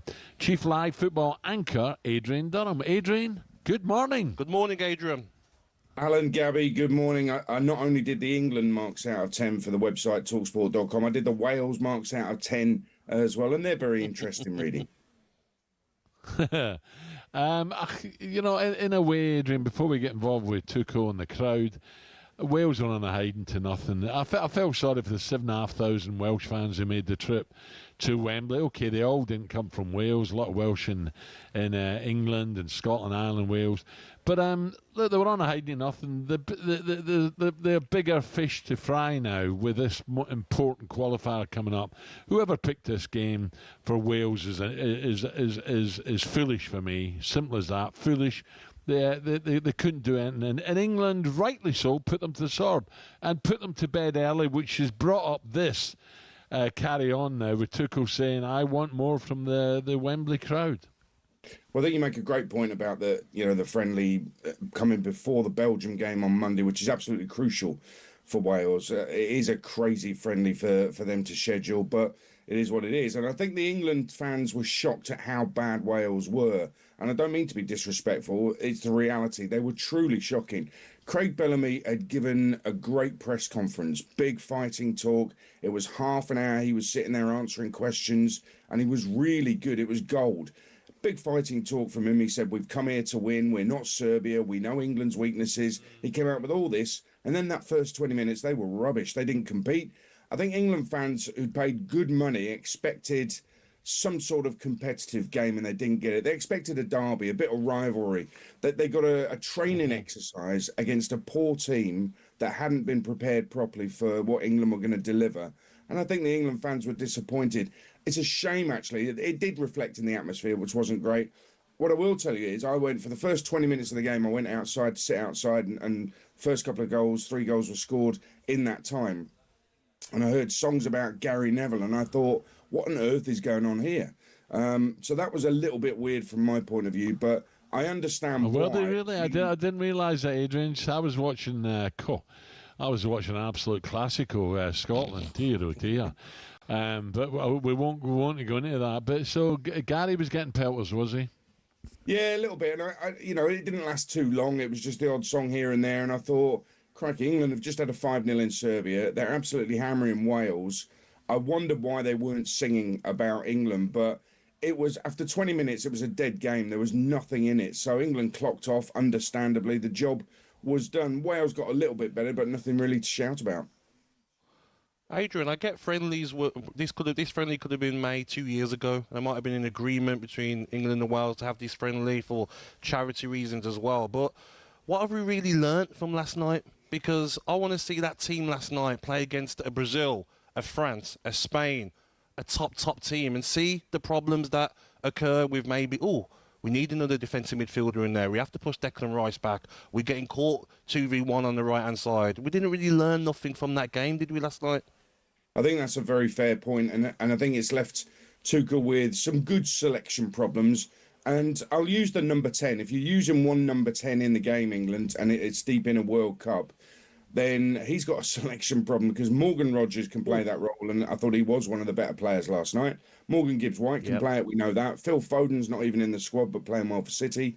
Cole Palmer's injured at the moment, but he's one of the very best in the world.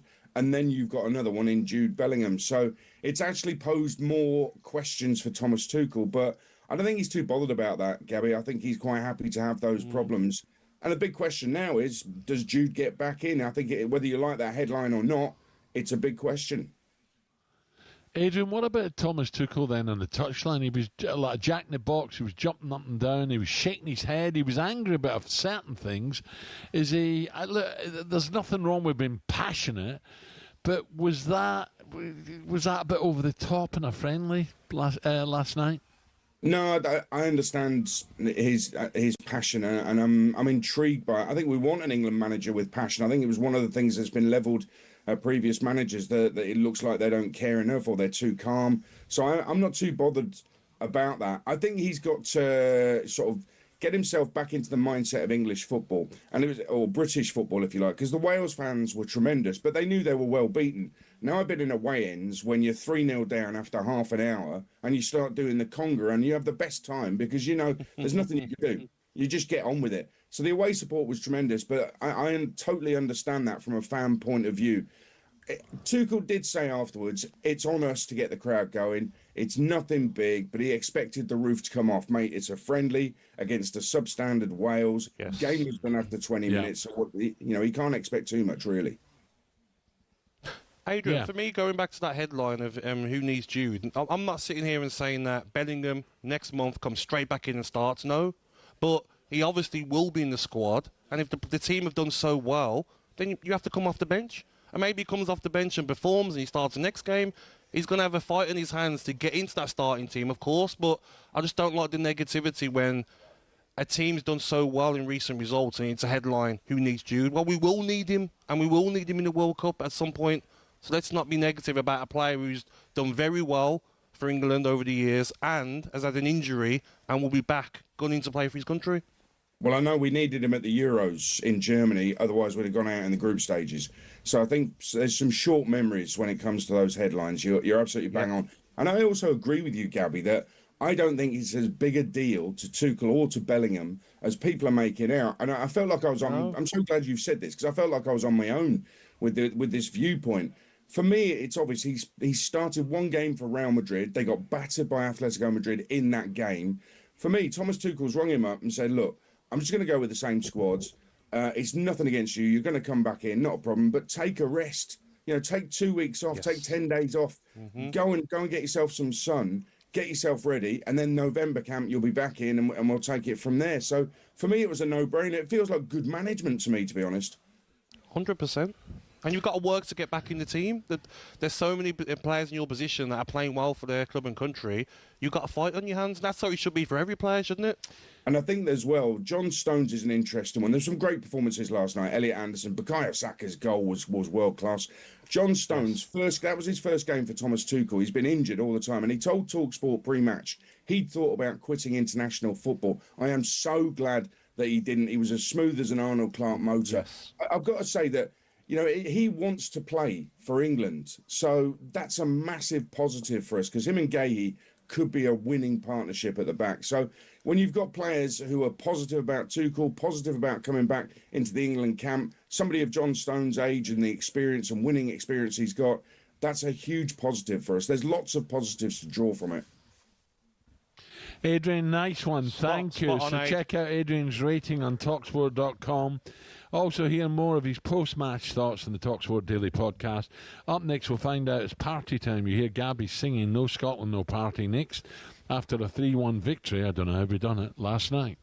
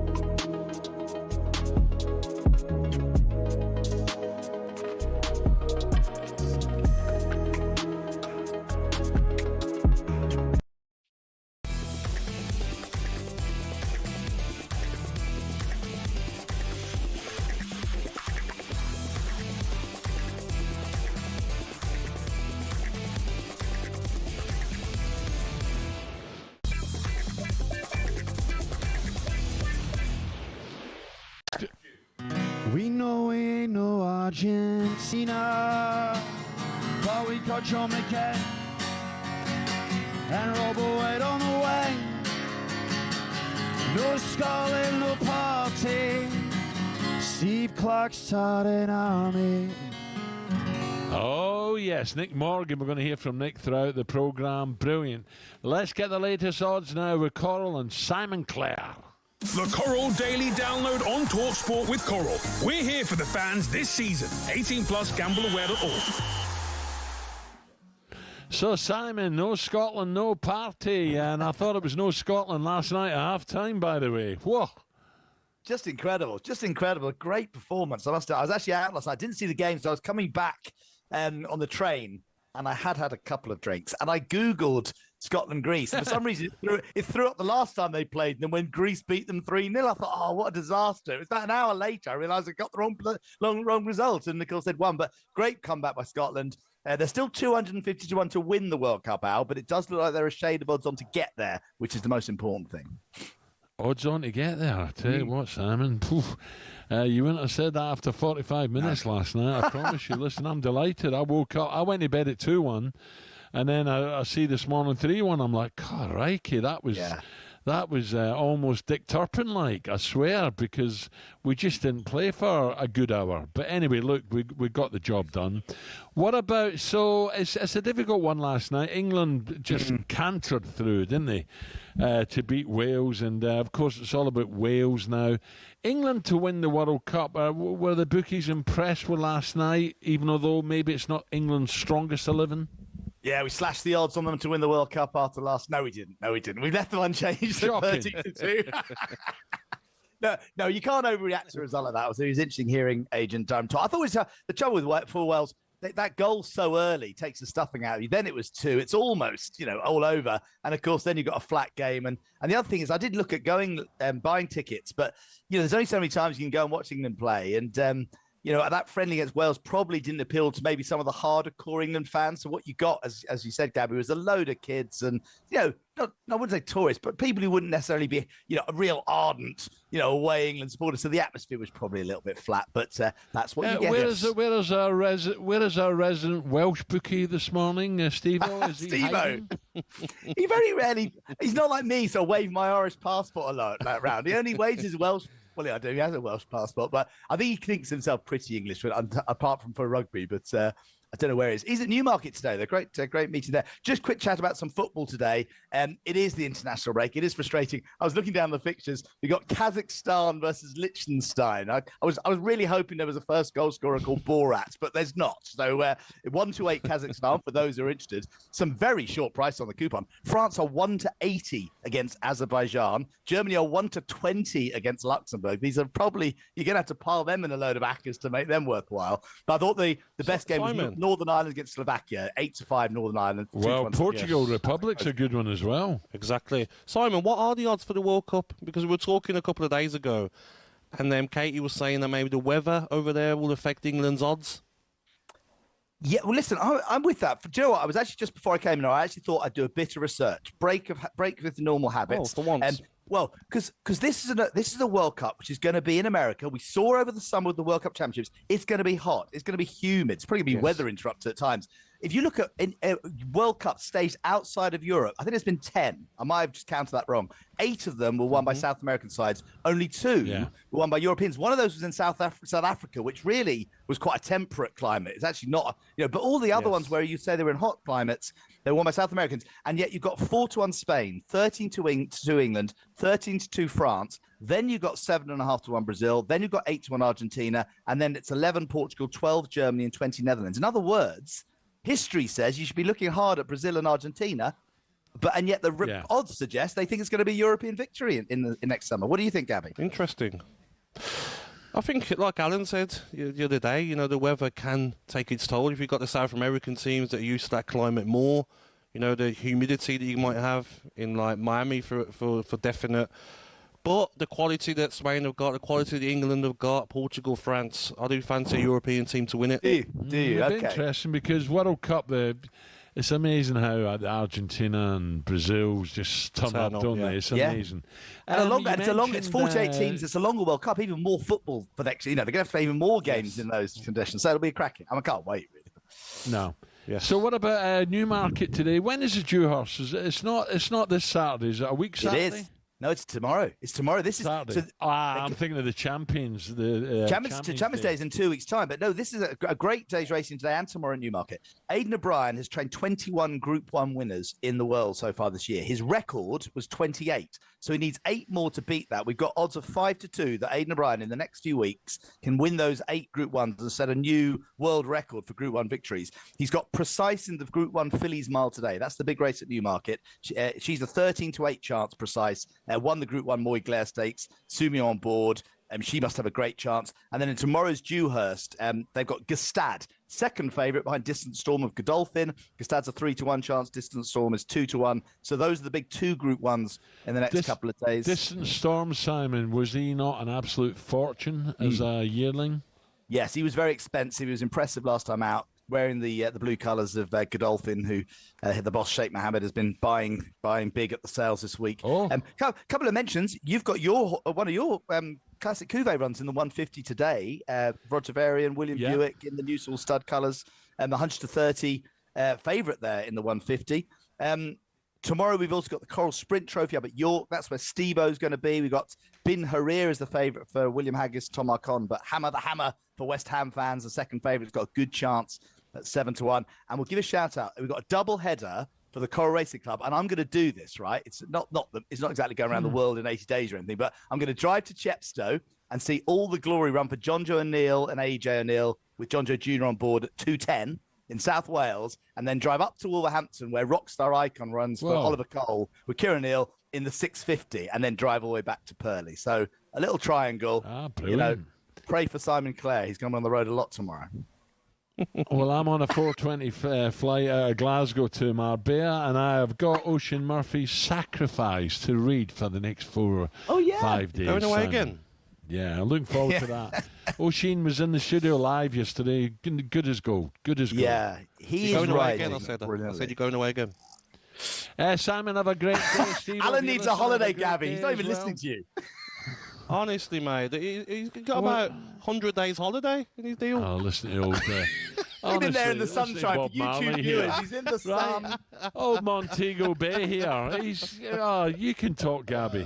Right, coming up, we're going to be joined top guy, legend Scottish football man who played with the likes of Wayne Rooney, Gaza, Duncan Ferguson, played Wally, didn't he? There's many stories to tell. Davy Weir will join us next here, right in the heart of Glasgow, with Arnold Clark.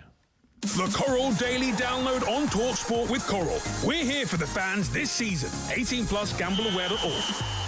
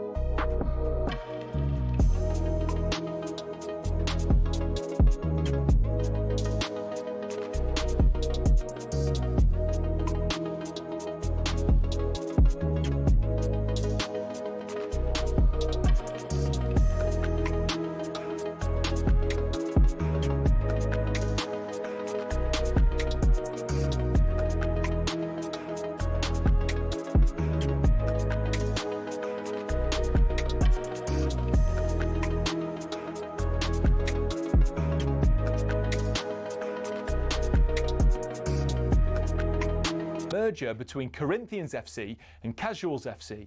Now, Corinthians FC were founded in the late 1800s when the FA's top brass were absolutely sick of getting pumped by Scotland every time they played them. As a result, Nicholas Lane Jackson set up an amateur side which would bring in the best players who could all play for the national side. And it worked. It wasn't long before England were dominating the international fixtures they played, and it was largely down to Corinthians. In fact, in 1894 and 1895, they played consecutive games where Corinthians provided the entire England 11. But the thing is, the players refused to play professional football. They didn't believe in it. They wanted to spread the values of sportsmanship, competition, and played for the love of the game. It also helped most of the players were Oxbridge graduates who didn't need the money, but instead of entering league and cup competitions, they played exhibition football and toured the world, bringing the beautiful game with them. Think of it like the Harlem Globetrotters of football, and it was this which spread the game throughout the world and made it so popular. Most famously, in 1910, they travelled to Brazil, and the locals in Sao Paulo were so impressed they started their own team under the same name. Yes, the same Corinthians who won the FIFA Club World Cup in 2021, one of the biggest clubs in Brazil.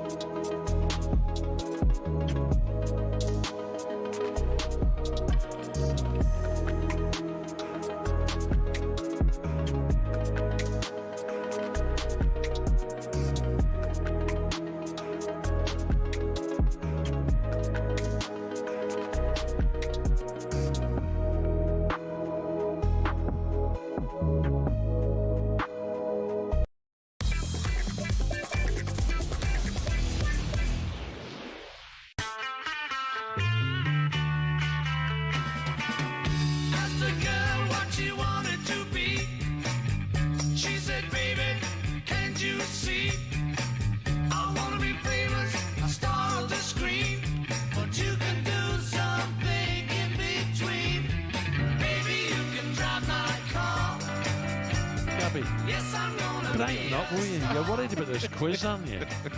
I'll be fine, mate. As long as it's maths or capital cities, I'll be good. Capital cities? Yeah, You're having a laugh? I know my capital cities, mate. 25 minutes to 9, talkSPORT breakfast with me, Brazil. Gabby's with me. We're live at Arnold Clark showroom in Glasgow. Brand new one, beautiful. You can get £750 off any used electric car or a home charger with them.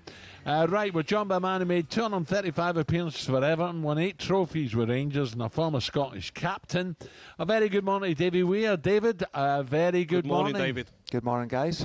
It was a smash and grab last night. It was people were talking about Dick Turpin and all sorts going on, but at half-time I thought, we're dead and buried here. Yeah, I don't know how we managed to win the game. It was up against it the whole game. They were good, in fairness to them. They've got good players, particularly in the forward areas, and they were causing us a lot of problems, but we stayed in the game.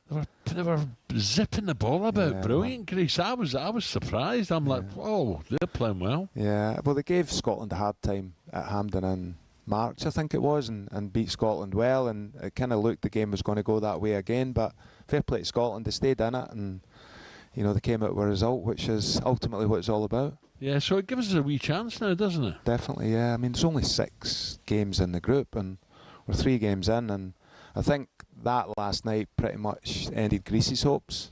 And then they've got Denmark to come, haven't they? Yeah. I think last night as well, David. I mean, Alan's talking about the game. Everyone wanted Billy Gilmour to start, and then we were crying out for him to come on, but a lot of fans in the stadium were unhappy with who he come on for. Yeah. Because Ben Doak was doing well, wasn't he? Yeah. They wanted maybe a different change. Yeah, I think Ben's exciting. I think the Scottish fans love that winger, that kind of exciting player who they hope can always do something. But then got Billy, some pace as well, hasn't he? He is exciting. But Billy's like Billy. I really like Billy. I think Billy just gives you a bit of control and affects the game, and you know, he just gives you a calmness that enables you to have a better platform. Scotland never really had that. They never really got any possession or kept the ball. It's a strange one because we're talking about Ferguson, McTominay, people like John McGinn was involved, but the two I mentioned there were very, very quiet for a good 55, maybe an hour. Yeah, and again, Greece made it hard. Greece had the majority possession. Scotland, you saw the coaches coming in and out the dugout trying to find a way to stop them playing, and Greece just seemed to find a way to get started and play through and get into dangerous areas. And when they played the wide ball left, they were always a threat down Scotland's right-hand side. They had great, I thought the right fullback was unbelievable. He was up and down that line all night. He was really exciting. Well, previous years, would Scotland have lost that game last night? Yeah. At least they dug in and they got the result. Yeah, they did, and as I said, that's what it's all about. And I think, another thing, the game was won by set pieces for Scotland, really. We looked really dangerous when big team, aggressive, and, when you're good in both boxes, which Scotland were, then you've got a chance. And fair play to Steve, he's brought in a set piece coach, and that won them the game last night, I would say. Yeah, absolutely. England is an interesting one as well, David. Just get your views on it. Wales go there for a friendly before a massive game with Belgium coming up, so it was no surprise England beat them. But there was a lot of talk about this is no friendly, we're not going down there for a day out, we're going to have a go. But in the end, England were far too good. Yeah, England, the quality players England have got, those, it's one of the best in the world, there's no doubt about that. And if they get it right, they've obviously got a top manager, and if they get it right, which they seem to do, they're not conceding any goals, which I think is a big thing. And then with the talent they've got middle to front, then they're going to score goals. David, we'll talk Rangers in the second part, but just Everton. You had a lot of joy down there. It was great football club. And Davy, I think Davy Moyes might have been here last night up at Hampden. The new stadium things are looking up for Everton now, aren't they? They are, and we were there at Brighton at the first game of the season in the stadium, and it's always a worry, I think, when you leave Goodison, because Goodison, Gabby, you've played there, it's an advantage for the home team. I hate playing hostile. Everybody hates playing there. Don't want to go near the touchline, you get all sorts of abuse. You get some of the abuse you get, and the Everton fans know their football, and they love their football, and they're so passionate about it, so you worry what the new stadium's going to be like. But that first game of the season, it was amazing. They can't believe their luck. They can't believe they've got this new stadium. They're not used to having these things. I remember going to Goodison. All right, you remember your good games, but we Ipswich, we won 4-0 at Goodison, and they applauded us off the pitch. Yeah. The Everton fans. I always remember that. We walked off and looked up, and they just standing up applauding us. Yeah. Brilliant. They love their football, and they know their football. They genuinely do. They live and breathe for it. The city's a bit like Glasgow. It's a proper football city. There's a big rivalry, obviously, as there is up here, but they genuinely appreciate good players and good football. You were involved with Brighton as well. I was, yeah. He seems a remarkable guy, the owner of Brighton. Yeah, he is. He's very smart, and he's got a real process in terms of how he wants his club to be, how he wants to recruit players, and he's stuck to that for a number of years, and Brighton and now Hearts as well. Hopefully we'll get the benefits of that. Well, Hearts, can they keep it going? We'll come to Rangers' second part, but Billy McInnes, Ali talks very highly of him, and there's talk maybe if Stephen doesn't go to Rangers, it could be Billy.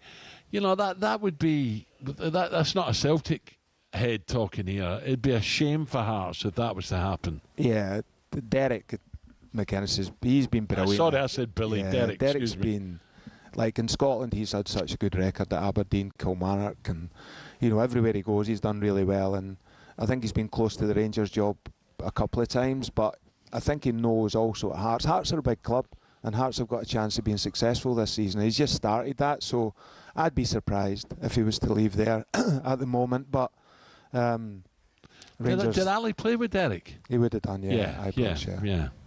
No, he talks very highly, but I'm sure. Well, I don't know. Stephen done a remarkable job at Rangers, and do you think Stephen? I've got a feeling he wants to get a big job in England, but may have to go back to Rangers first. I think he enjoyed his time at Rangers, and he obviously had success there, and winning the title, winning 55 was massive for the football club and massive for him, and I think he enjoyed the passion that you get up here and the feeling that is really, really important to a lot of people, and he's used to that. And do you think Graham and Kenny Dalglish had anything to do with that? You know, talk to Stephen about, go on, give it a go, you'll love it up there. I think so. I think it's a difficult place to play football and be a manager, as we've seen recently. But when you get it right and when you're successful, there's genuinely not many better places to be, I don't think. Do you think some of the players that are coming to Rangers, we'll talk more later on about Rangers, but they don't realise how hard it can be to play for Rangers, the pressure the fans put on you? Ali says some of the players that are coming from the Championship might think, oh, SPL, it'll be okay, you know, I can have a good season there, then I'll go and play back on my Premier League club. But it's a tough place to play football, isn't it?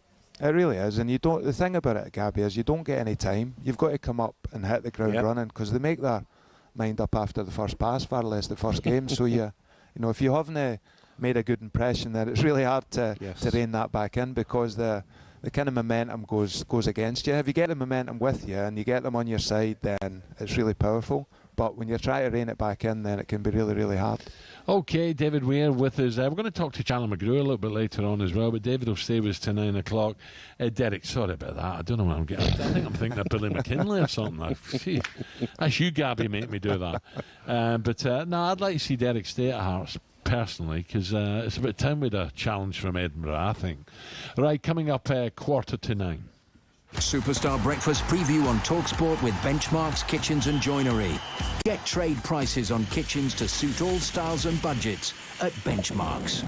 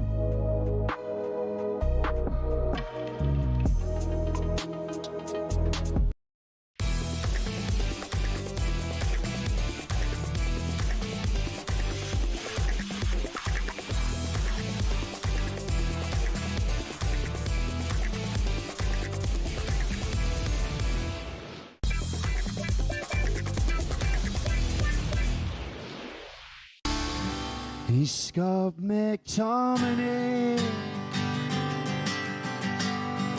and he is a man. Whatever you need from him, you do all that he can. There you go, Scottish musician Nick Morgan there, of course. Back to Davy Weir, who's with us. He made more than 250 appearances for the club and played alongside some of the modern-day greats. Before I get into this, my coist. Right. I'm going away for the weekend. I'll be away. He's maybe playing five-a-side or something. So if you're listening to you wee liar, by the way, you've been bubbled up. You've been grassed up, my coist.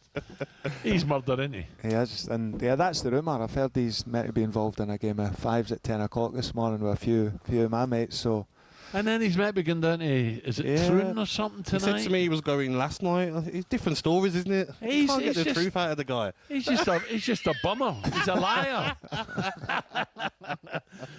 Oh dear. Right, David. So some of them, I'm just thinking, some of the greats you've played with. You know, it's amazing how quickly football goes, isn't it? Yeah, you mentioned there Brighton. Down there, but playing days, you know, some of the great memories you've got. There's heartache as well, but some of the great players, you know, you know who I really want to do really well is Wayne Rooney. I think Wayne's coming out now. We're getting to know Wayne a wee bit more. Yeah, no, and he was a phenomenon when he came into the team. I was in that team when he sort of landed when he was 16. We'd heard about him coming in at Everton, and then when he landed, you know, you see where the hype had came from, and he lived up to that. He was. But the goal against Arsenal, Seaman, you know, just for the not the courage, but just to suddenly say, "Give us it on my right foot, bang, gets in." It's the strength as well, isn't it? At that age as well, yeah, that he had. He was a man very early, and he had total belief in himself. He still has. You can tell that when he speaks, and he just believes in himself. But he came into an Everton team that was struggling. And, you know, he came in, there was some big names around there, you know, in terms of run about the team, and he just came in, he was unfazed and just got in right amongst it and really helped us. To be honest, we knew he wasn't going to be there for long, obviously, because of the quality he had, but he was a great lad as well. He was brilliant. Davy, I'm pleased for Davy Moyes as well. You know, Davy, Manchester United, it's such a difficult place to go as a coach or a manager, Man United, after Fergie. You know, whoever goes in, even Josie has said, hasn't he, when he was at Manchester United. But Davy, I think he's happier now. I'm hoping he's happy, but he looks like he's back at Everton. Yeah, and his first spell there was phenomenal. I was there when he first came in. And again, he was a young manager at the time and coming in with some big names at the time. There was Gaza was there, and Ginola was there, and Mark Hughes was there, and you know, he was dealing with all these people that probably he'd never dealt with as well, and learning on the job. And by the end of his time at Everton were a consistent top 6, 8 team, and we finished 4th one season as well. And you know, he'd really taken Everton to a really high level. And then obviously he got a United job, and very quickly was out of that job. And you just wonder if he'd been given time, as they seem to be doing now with Amarim, what he would have done there, because undoubtedly he makes teams better. He's seen the job he did at West Ham as well, which was phenomenal. Interesting, just for Amarim, with the owner or the minority owner, Sir Jim, coming out and saying, no, 3 years. Yeah. He's got a great... And of course they've got Liverpool next up after the international break. Do you think he can prove he's worth Amarim? You know, in a way, people keep talking about systems, David. Now, I don't know where you are with that. You know, I still like... you know, when I was getting the Scotland team with the likes of Souness and people like that, and systems are great, but players make systems, don't they? I agree. It's an easy to make an excuse about the systems all wrong. It is, and I think, you know, there's a lot of talk now in football about systems and philosophies and projects and player trading, but for me, I agree, Alan. Ultimately, it's about players, and Gabby, you'll know it's about how you adapt to the system and the decisions you make on the pitch, you know, in terms of what is the right thing to do. The system doesn't win the game. Gabby was a free spirit, though. You never played to a system, did you? What, just played free roll? Wherever I wanted. Yeah, Martin O'Neill told me, he said, you couldn't talk to Gabby, just wind him up and let him go. Get lost, you. I wanted to ask you, David, about Rangers. Didn't work with Russell Martin. And for me, I thought it was quite strange when you got the job. And then what sort of stood out to me was when Tavernier was not involved and then Raskin was not involved. And then results don't seem to go your way. That's when you know you're in trouble as a manager. When there's big players that are starting for the Belgium national team that aren't involved. And after 7 games, you're 11 points behind Hearts. Yeah. They had no choice, did they, to sack Russell Martin? Yeah, it was really difficult. You felt the momentum turning against Russell really quickly, and as I said earlier, it's really hard to turn that round when the fans get against you, because I was at the game on Sunday and it was toxic. You know, it was really, really bad, and it's a really hard crowd. At Ibrox, remember playing there, you know, even at home, you're playing in games. If it's 0-0 at half time and you're going off, then they're not happy, and they make it really clear. So it's a difficult place to play, really difficult place to play, and you don't get time. And if you're not winning, Celtic supporters are more patient. Is that what you're saying, David? I'm not sure. Maybe relative to Rangers fans, but it's a tough gig up here. It's a tough place to play football, and if you don't get it right quickly or get the confidence, then it's a long way back. A guy who was wonderful up here was Paul Gascoigne, wasn't he, Gaza? Yeah. You know, some of the stories McCoy tells about him. Yeah. But God, the Rangers fans love Gaza. What Russell Martin could have done for someone like him? Yeah, well, I played against Gaza when he was up here, and he single-handedly won games in his own. He won a cup final when I was playing for Hearts against us, basically in about 10 minutes, just by the sheer quality. He was a special player, undoubtedly. And what would you do to get a player like that back up here? Just for Hearts, how big could Hearts be? You know, it was Edinburgh's financial capital of Scotland, and I always couldn't work out why. You have to go back to Turnbull and, you know, the Hibs and Hearts and the great Waddle and all that. All those years, you know, decades ago. Why have Edinburgh never had a challenge, you know, lately? Yeah, I think they've got a chance this year. I genuinely do, and I think Hearts, you know, Hearts stadiums.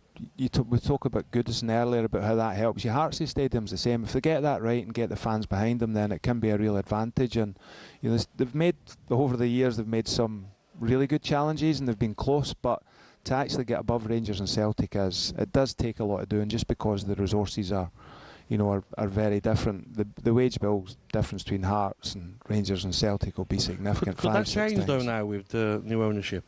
It can definitely affect it. They'll definitely make it better. And I think if Hearts are still going as well as they are in January then, and they think they've got a chance of, you know, getting in the top 2, then I'm sure they'll push, because they've made some good signings, and I think by all accounts some of the players who haven't played so much will help them as well as time goes, because at Hearts they'll get time. They'll get a little bit of time to be behind the scenes. They don't have to be in the team straight away and affecting it, which they do at Rangers and Celtic. David, I get the impression you're a real football man. What about Mikel Arteta?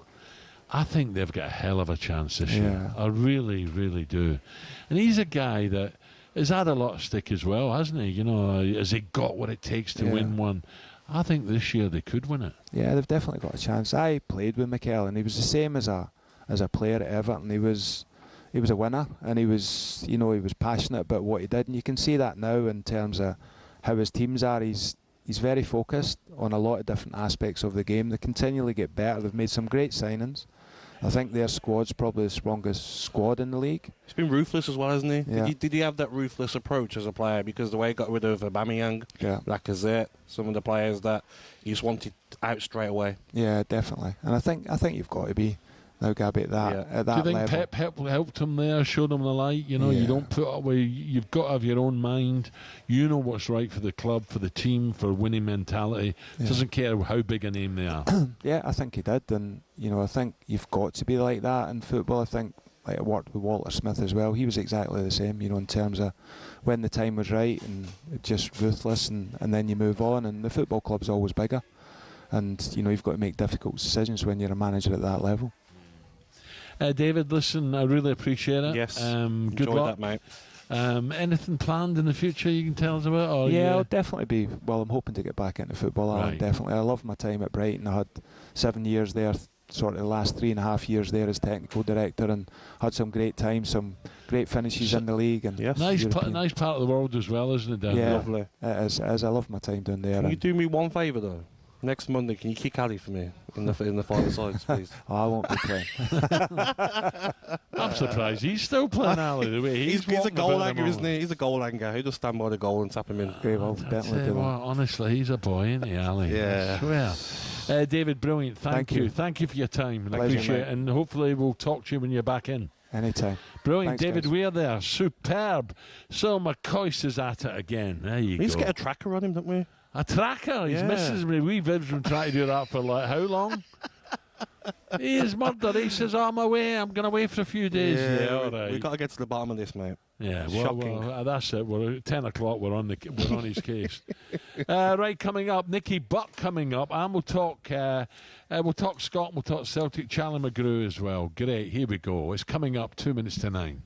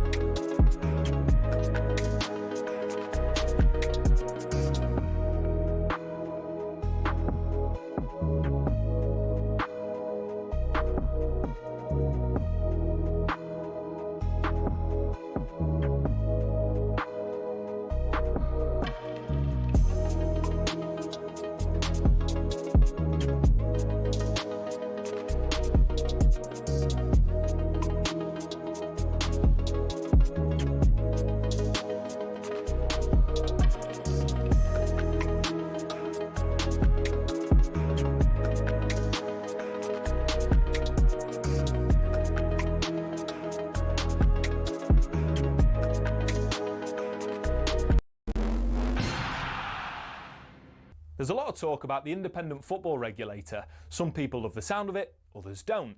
But what actually is it? And is it going to be any good for the game?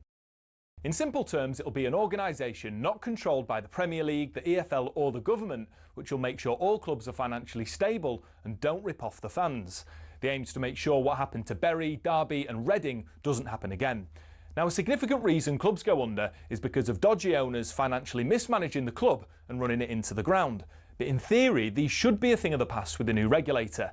They'll be able to use data from the National Crime Agency to perform stronger fit and proper persons tests, and can even force owners to give up their stake in a club, which for certain supporters might be a welcome relief. It's likely good news for the EFL. The tension between them and the Premier League over a fair financial deal has been increasing in recent years. As it stands, talks have broken down. The Premier League backed out of recent negotiations, but the regulator will have the power to force through a deal, meaning more money for clubs lower down the pyramid.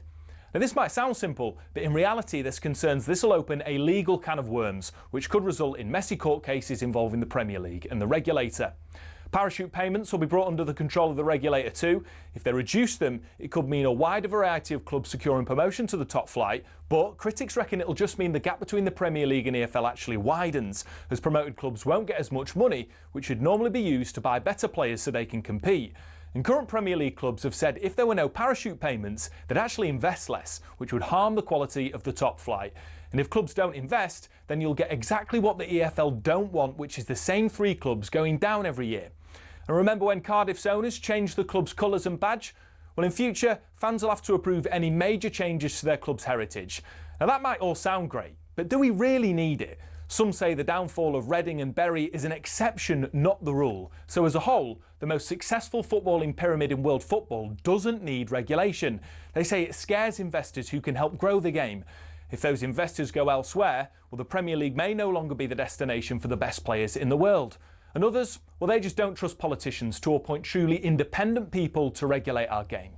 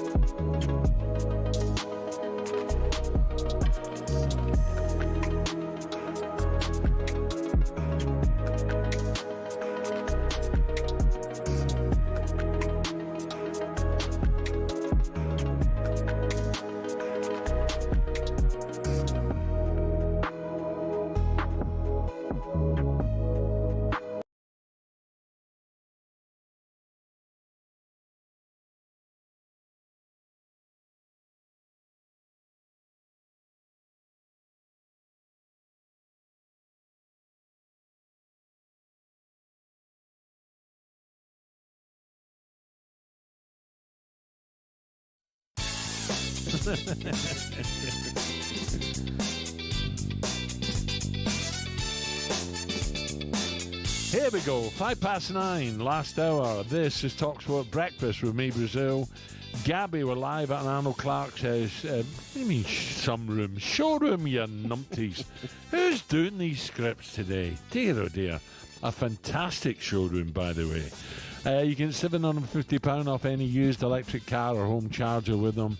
Now, in fact, behind us, if you're watching on telly, you see the lovely car that Gabby's going to give away. He's been cheating. He's got all the answers to the quiz.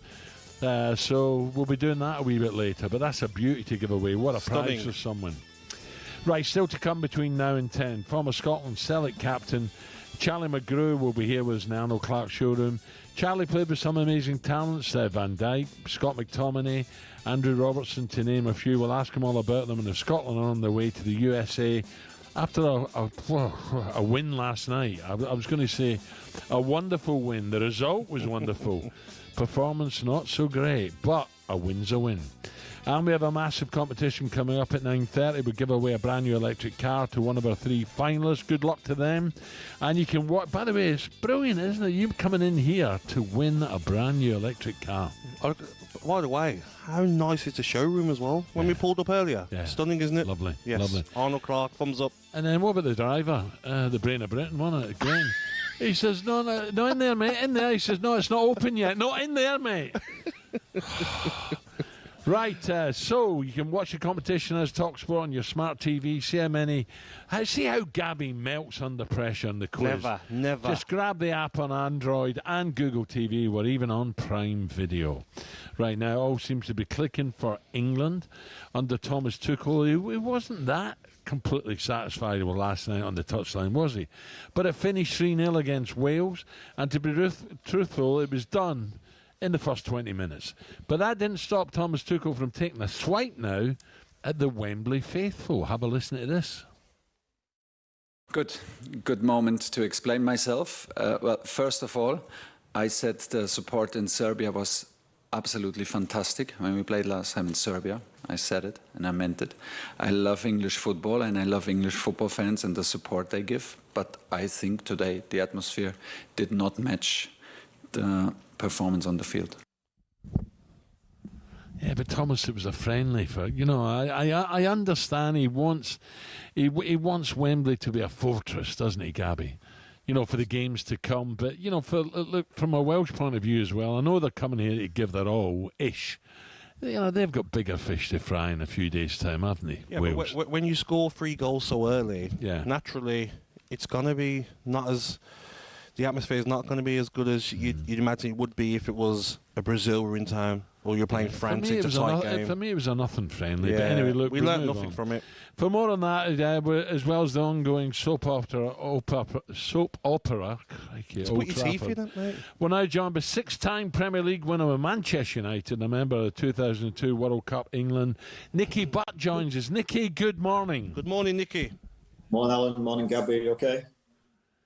Morning, mate. Nicky, difficult one last night. I can understand Craig Bellamy saying we're not going there as tourists, but Wales have got a massive game coming up, a qualifier. You can't expect them to be flying into challenges and tackles and giving 110%. And England got on with it. They've done what they had to do, got the first goal, and then just cantered to an easy victory. What more can we say? I'm surprised that Thomas is really having a little pop at the crowd. Yeah, I think we've all played in them games, haven't we, over the years, where it's an international friendly and you've got some of the young lads coming in who aren't necessarily starters or seen as starters. And they're the only ones that can win in that game, really. The lads that have played on Morgan Rogers scored his goal, did well. But international friendlies at Wembley in the midweek, I think Thomas Tuchel's got to understand. I think a lot of the tickets get given out to school kids, and it's a total different demographic, total different atmosphere to what would be in a qualifying game or a massive game. Listen, every game for each country is important, but I think you've got to understand that in a midweek at Wembley, the atmosphere is going to be totally different to a big game on a Saturday or a competition.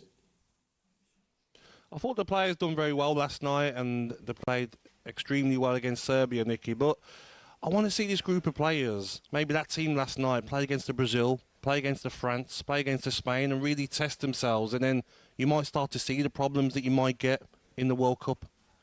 Yeah, Gabby, I think it's a bit of swings and roundabouts, isn't it? I think he's got choices to play his strongest 11 and against a tough competition and see what they're made of for the future, or you understand the players that you know about, the Kanes, the Bellinghams who he knows about, and put new lads in that can go and shock you and give you a bit of a new lease of life, if you like. And for me, I'd go with the latter. I think I've played in many, and so have you, Gabby. You played many international games, the same old players playing the same old system, the same way. And people do get bored of that. And if you look at last night, the players that shone really were the lads that wouldn't necessarily be a starter in a competition. So I think that's good in that sense. He knows what his squad's going to look like. And the likes of Foden, Bellingham, Kane, Grealish, he knows exactly what he's getting off them players. So for me, I think it's a very intelligent way of using a qualifier. But he has to understand then the atmosphere is going to be different.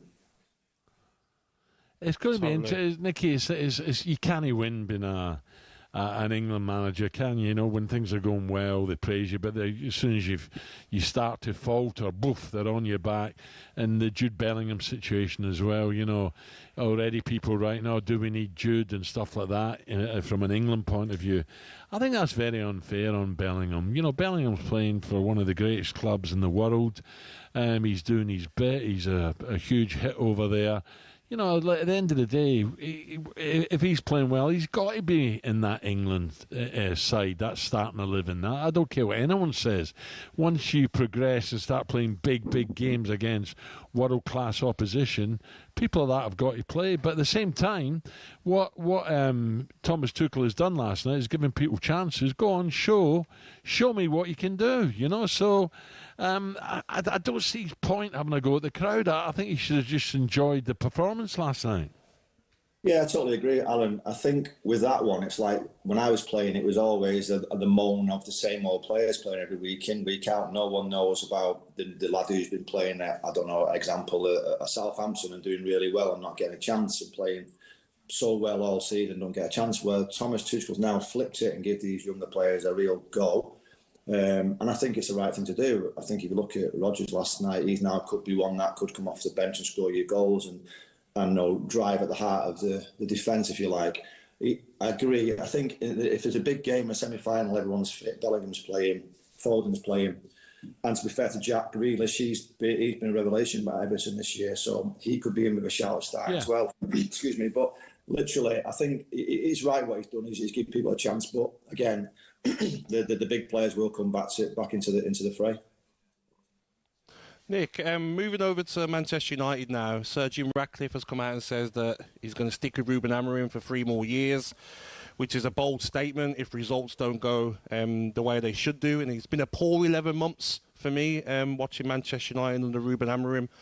But is it a case of maybe the media and Manchester United fans have to realise this isn't the Manchester United that you played in? You know, the Manchester United teams that we were frightened on the coach on the way to Old Trafford to even play against Manchester United. It's a different era, and it's going to take Manchester United many years to get back to where they belong. Yeah, I think you're right. I think it's a total different club, if you like, not even just a team. It's a different club, the way it's ran, the way it's delivered within all departments of the football club, recruitment, commercially, and then obviously on the pitch is different as well. We are where we are. It's going to take time to get back to even challenging.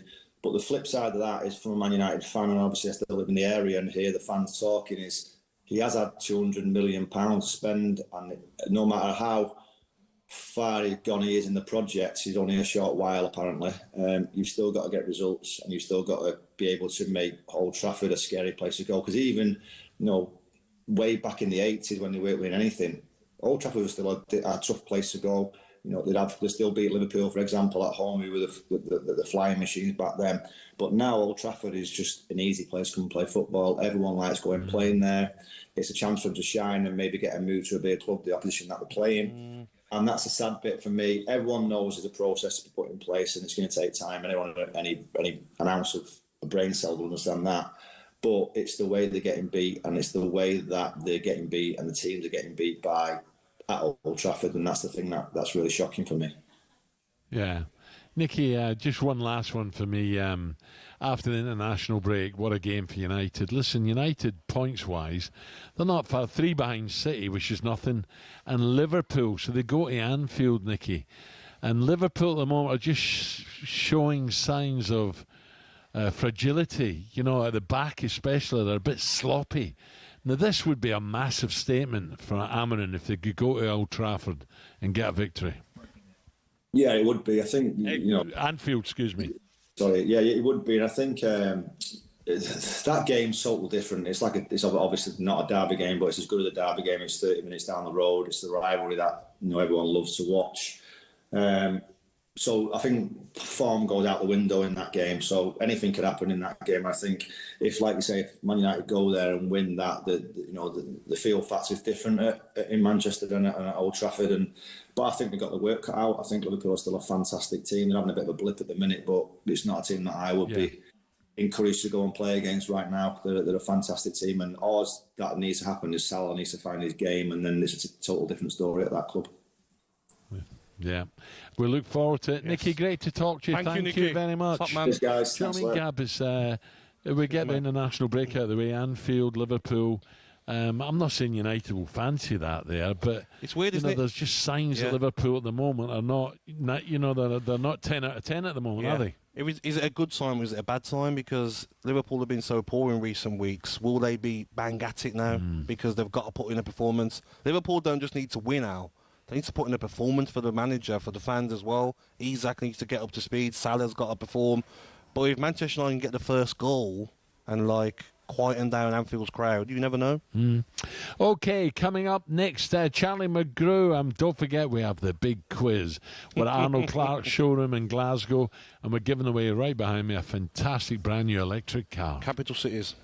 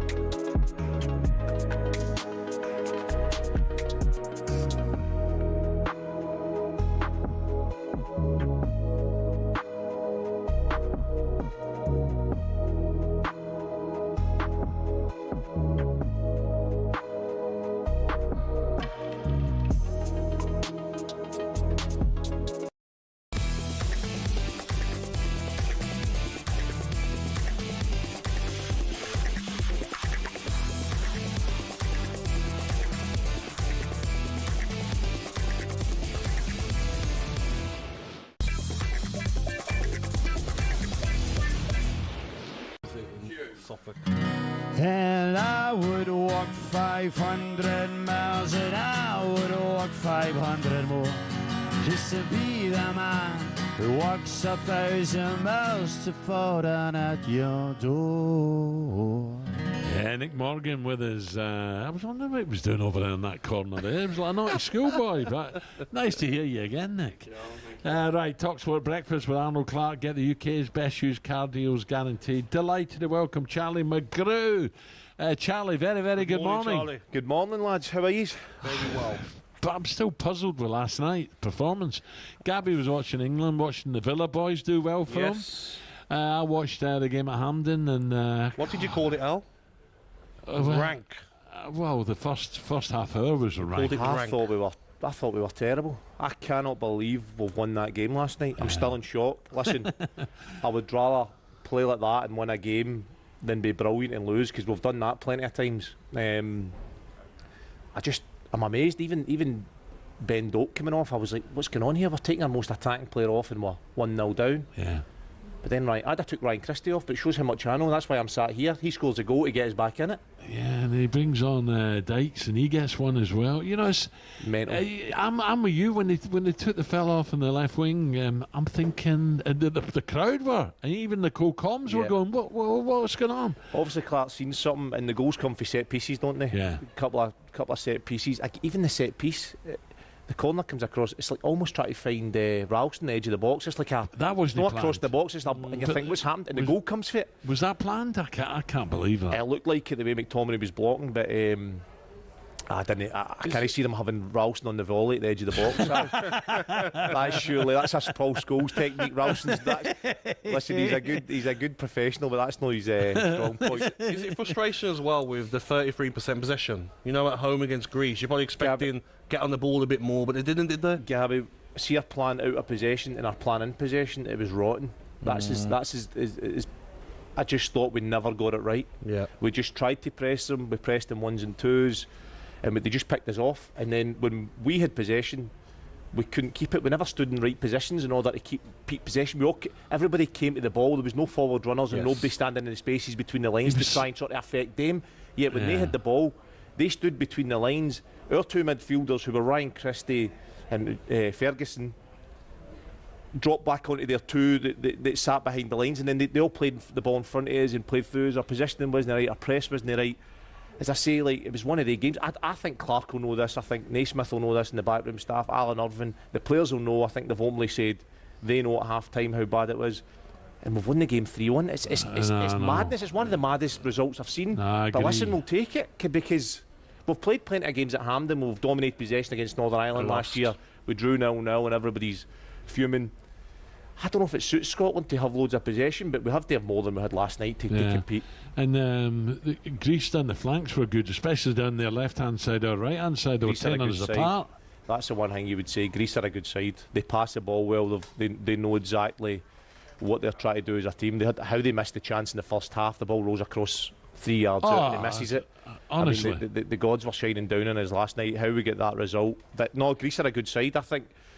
Greece will not believe they've not come out of that game. So they've had it now. Greece, it looks like. Denmark smashing Belarus. So Belarus come to Hampden. We have to improve, but you fancy us? Don't say it, Charlie. I know what you think. I'm going to say it. I would not be surprised if Belarus came and got a result. That would sum us up as a country. Yes. That the amount of times that's happened.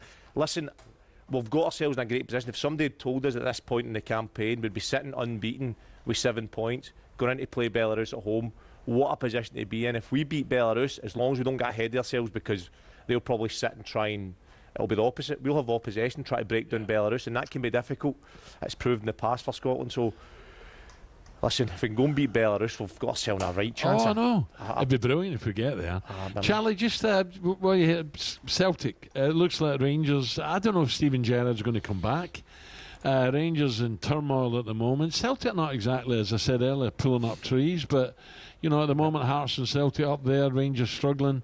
What about Celtic? Are Celtic just having a blip? Are they? Can you see them picking up, or does he need more fresh blood in there come the next window? Listen, Al, it's not been a great season in the final third mainly. It's like defensively been brilliant. conceded like 1 or 2 goals this season. They've been brilliant defensively. Unbeaten in the SPL? Yep, solid.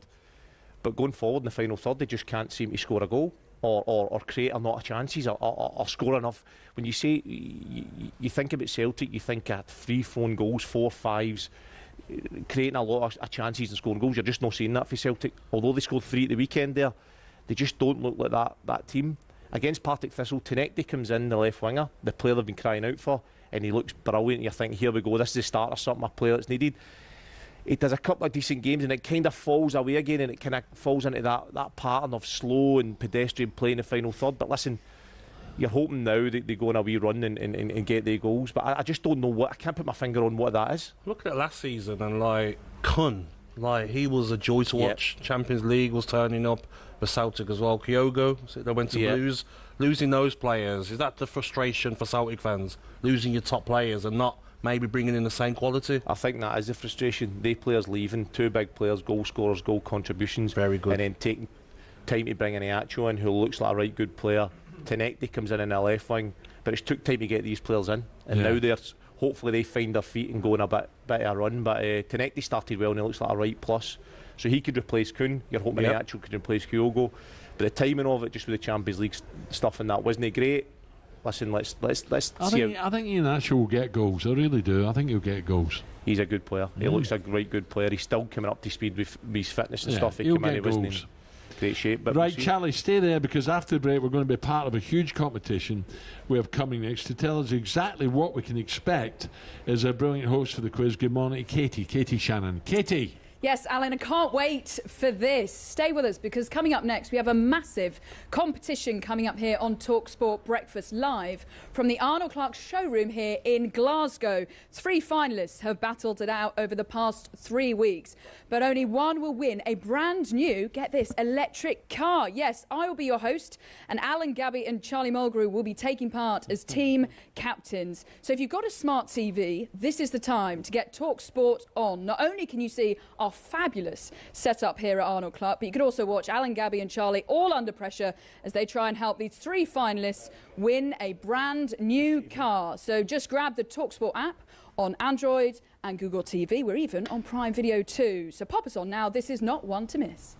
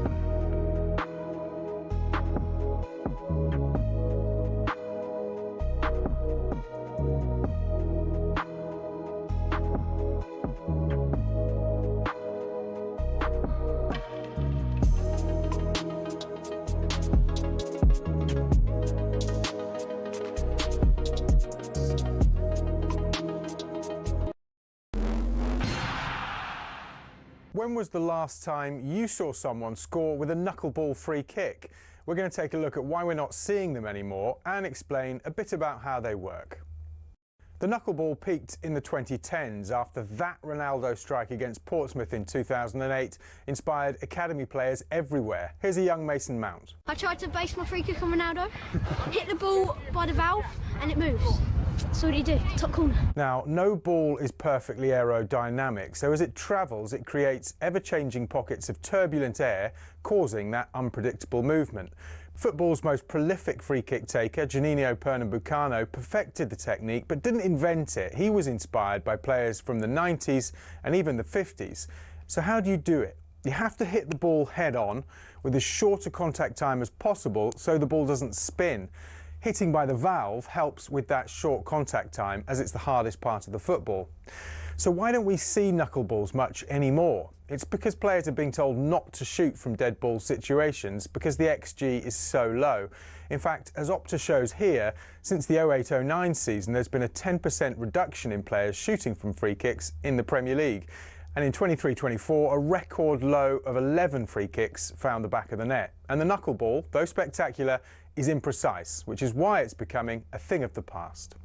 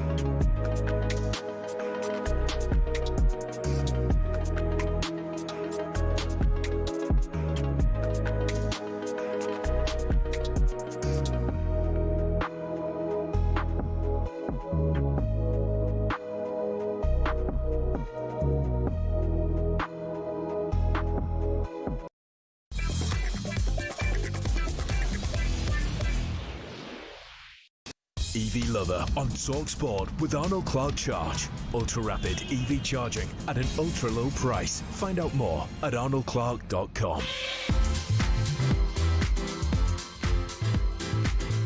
Good morning and thanks to Arnold Clark Charge. We have a truly electrifying prize to give away today. We're coming to you live from the Arnold Clark showroom right here in Glasgow, where after 3 very exciting weeks of competitions on White and Jordan, Hawksby and Jacobs and Drive, it all comes down to this very moment. One of our 3 finalists will win a brand new MGS5 electric car. There we go. So it is time to meet the contestants. From Hull, we've got Leeds fan Pete, who's teamed up with former Aston Villa and England striker, it's Gabby Agbonlahor. Pete, let's hear your buzzer. Traditionally, we eat haggis titties. So, Pete, your team Leeds are back in the Premier League. So would you rather win this car or see Leeds stay up? I'd rather see Leeds finish 17th and stay up. OK. And also, hopefully win a car today. Right, from Essex, we've got West Ham fan Chris, who's partnered with the one and only Alan Brazil, you lucky thing. Chris, let's hear your buzzer.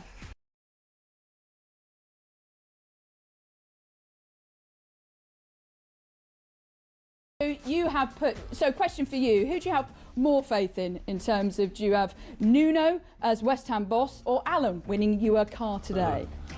Alan.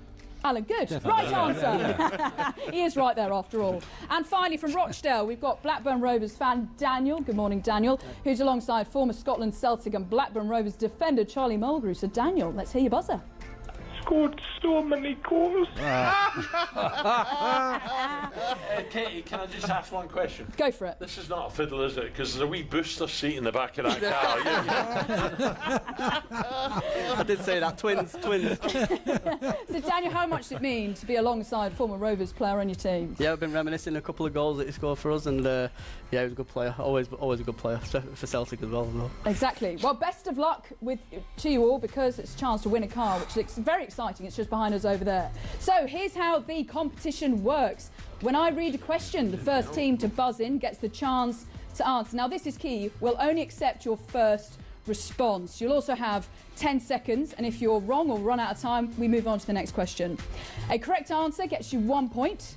A wrong answer costs you 1 point. We'll have the scores behind me as well. The first team to reach 3 points wins the brand new MGS5 electric car and, of course, the competition. If no team hits 3 points within the 5 minutes, the top 2 teams will face a tiebreaker. Whoa. We'll then decide who answers first by drawing a name out of a hat. If all 3 teams are tied, well, then the tiebreaker will include all 3 of you, or all 6 of you, rather. So are you ready? Let's go. Okay, right.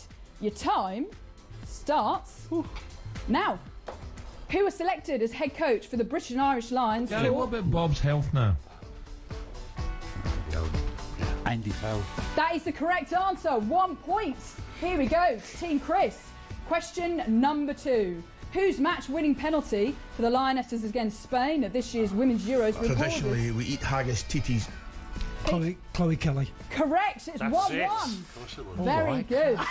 Here we go. Question number 3. Which legendary Australian wicketkeeper hit a century? Gary, what about Bob's health now? Shit. Don't worry. Think. You've got 10 seconds, remember? Gonna have to push it for an answer. 3, 2, 1. Okay, we're going to that actually means that we have to get rid of a point. So that's you back down to 0. So careful at that time, it is 10 seconds, okay? So Pete's team and Gabby, you're in the lead. Well done. Okay, question number 4. Who is the current team principal and the Mercedes F1 team? Gary, what about Bob's health now?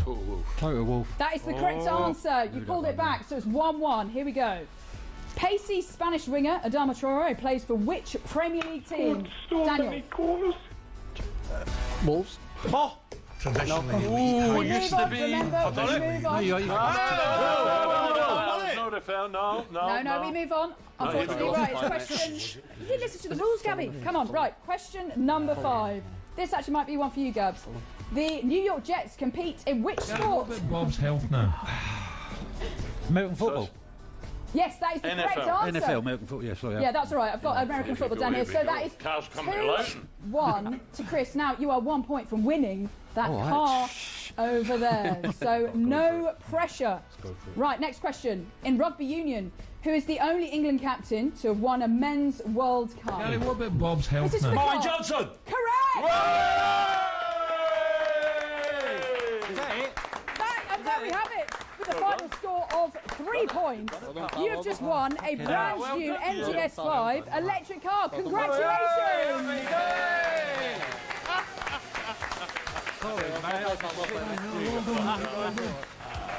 Right, Chris, come over here. Chris, come over here. Come and join me up at the podium. Wow, a massive congratulations. Well played. So you just won a brand new car. Not a bad way to start the day, is it? No, it's very good Friday, yes, thank you. And what was it like playing alongside the legend Alan Brazil? Fantastic, yeah. We had a little chat about red wine, but it didn't get as far. But no, brilliant. You had a good tactic as well. Hit the buzzer and then have a conversation. Right, you're only here once, aren't you? Yeah. It is time for you to go and get in your brand new car. Off you go. You're going to sit with me? Well done, you deserve that, by the way. I'll have word with you in a minute. Okay, also a special mention to Peter Daniel and Charlie and Alan. A huge... Pardon? Was it the wife? The wicket keeper. Oh, hang on, we've got to go all the way back now. Wicket keeper. Adam Gilchrist. Adama Traore is what I had the answer. Adama Traore, yeah, but we had to move on. Did he play for No, there was no... Why not? No, when you get one wrong, you get pointed up to move on. Right, talking of move on, a massive, huge well done to all of you and for both making it this far as well in the competition. And thank you, first of all, for being part of the show. Thank you so much. Right, that is it. A big thank you to Arnold Clark Charge, ultra rapid EV charging at just 55p per kilowatt hour.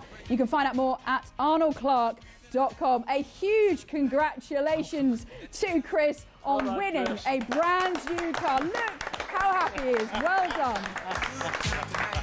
Let's celebrate. It's all right, baby.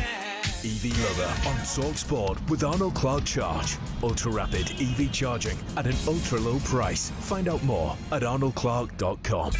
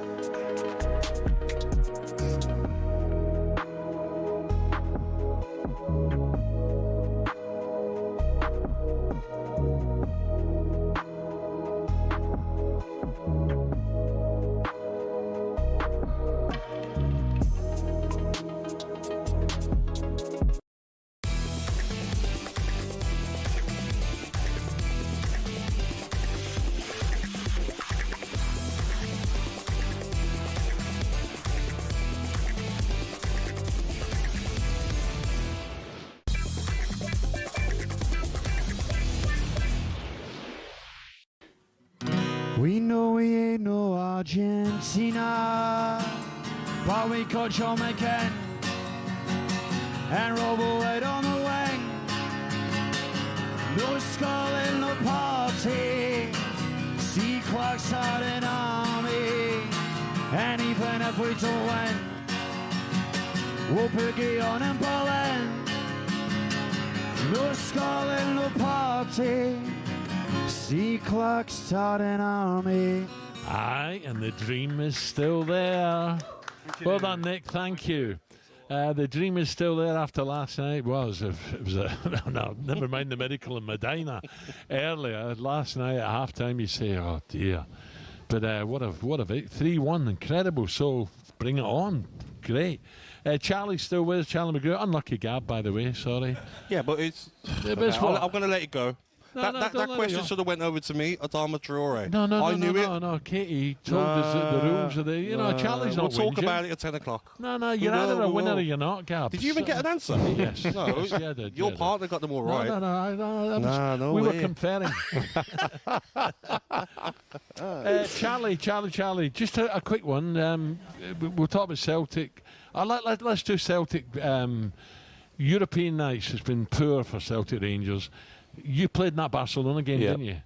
Tony Watt. Yeah. What a night that was. I see, as a kid, I remember Vojvodina, teams like that when Big Billy was captain, going back to 60s, 70s, Ajax, Feyenoord and all these teams coming to Parkhead, Milan. That is a special night. I made my European debut against Barcelona over there, but to play them at Parkhead. Everything came together that night in terms of, it was 125th anniversary for Celtic.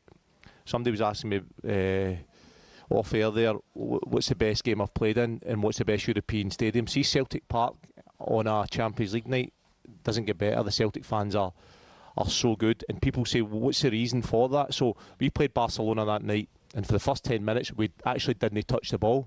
Messi was playing. It was that great Barcelona team with the tiki-taka stuff. Pep Guardiola had just left, and we never touched the ball for about 10 minutes. We got a throw-in inside our half in the first 10 minutes. Just after, that was our first time we've probably touched the ball. And the whole place erupted. And I remember going and getting the ball and thinking, we're doing all right here. Yes. Yeah. So they lead you into that sense of, there's an underdog mentality in Champions League nights. They get behind you, everybody. They obviously like a couple of drinks the day of the game, and that builds up the atmosphere. And honestly, what a night. And then we go and score. We had one sort of free kick routine set up, and it was to me to cross the ball and put it above Jordi Alba, who stood at the back post, and Wanyama, big unit of guy, was to come over the top and head it in, and he done that. We went 1-0 up, 1-0 at half time. Then Tony Watt scores through a Xavi mistake, which is the only mistake he ever made in his career. He swung for the ball, missed it, and it was 86th minutes, something like that. And Neil Lennon famously turned round to the bench. We're 2-0 up, 86 minutes, and said, I'd take a draw now. So that tells you the pressure we were under. I did 14.5k that night, running-wise, distance-wise. And Mexicans, and just for my athletic running ability, just try to play 2v1s and shut space off. But listen, what an amazing night. European nights at Celtic Park, there's not much better. I remember the Celtic Leeds 70, but that was at Hampden, on 34,000. What a night that was. Wee Billy scores for Leeds 1-0, Billy Bremner. Celtic win 2-1.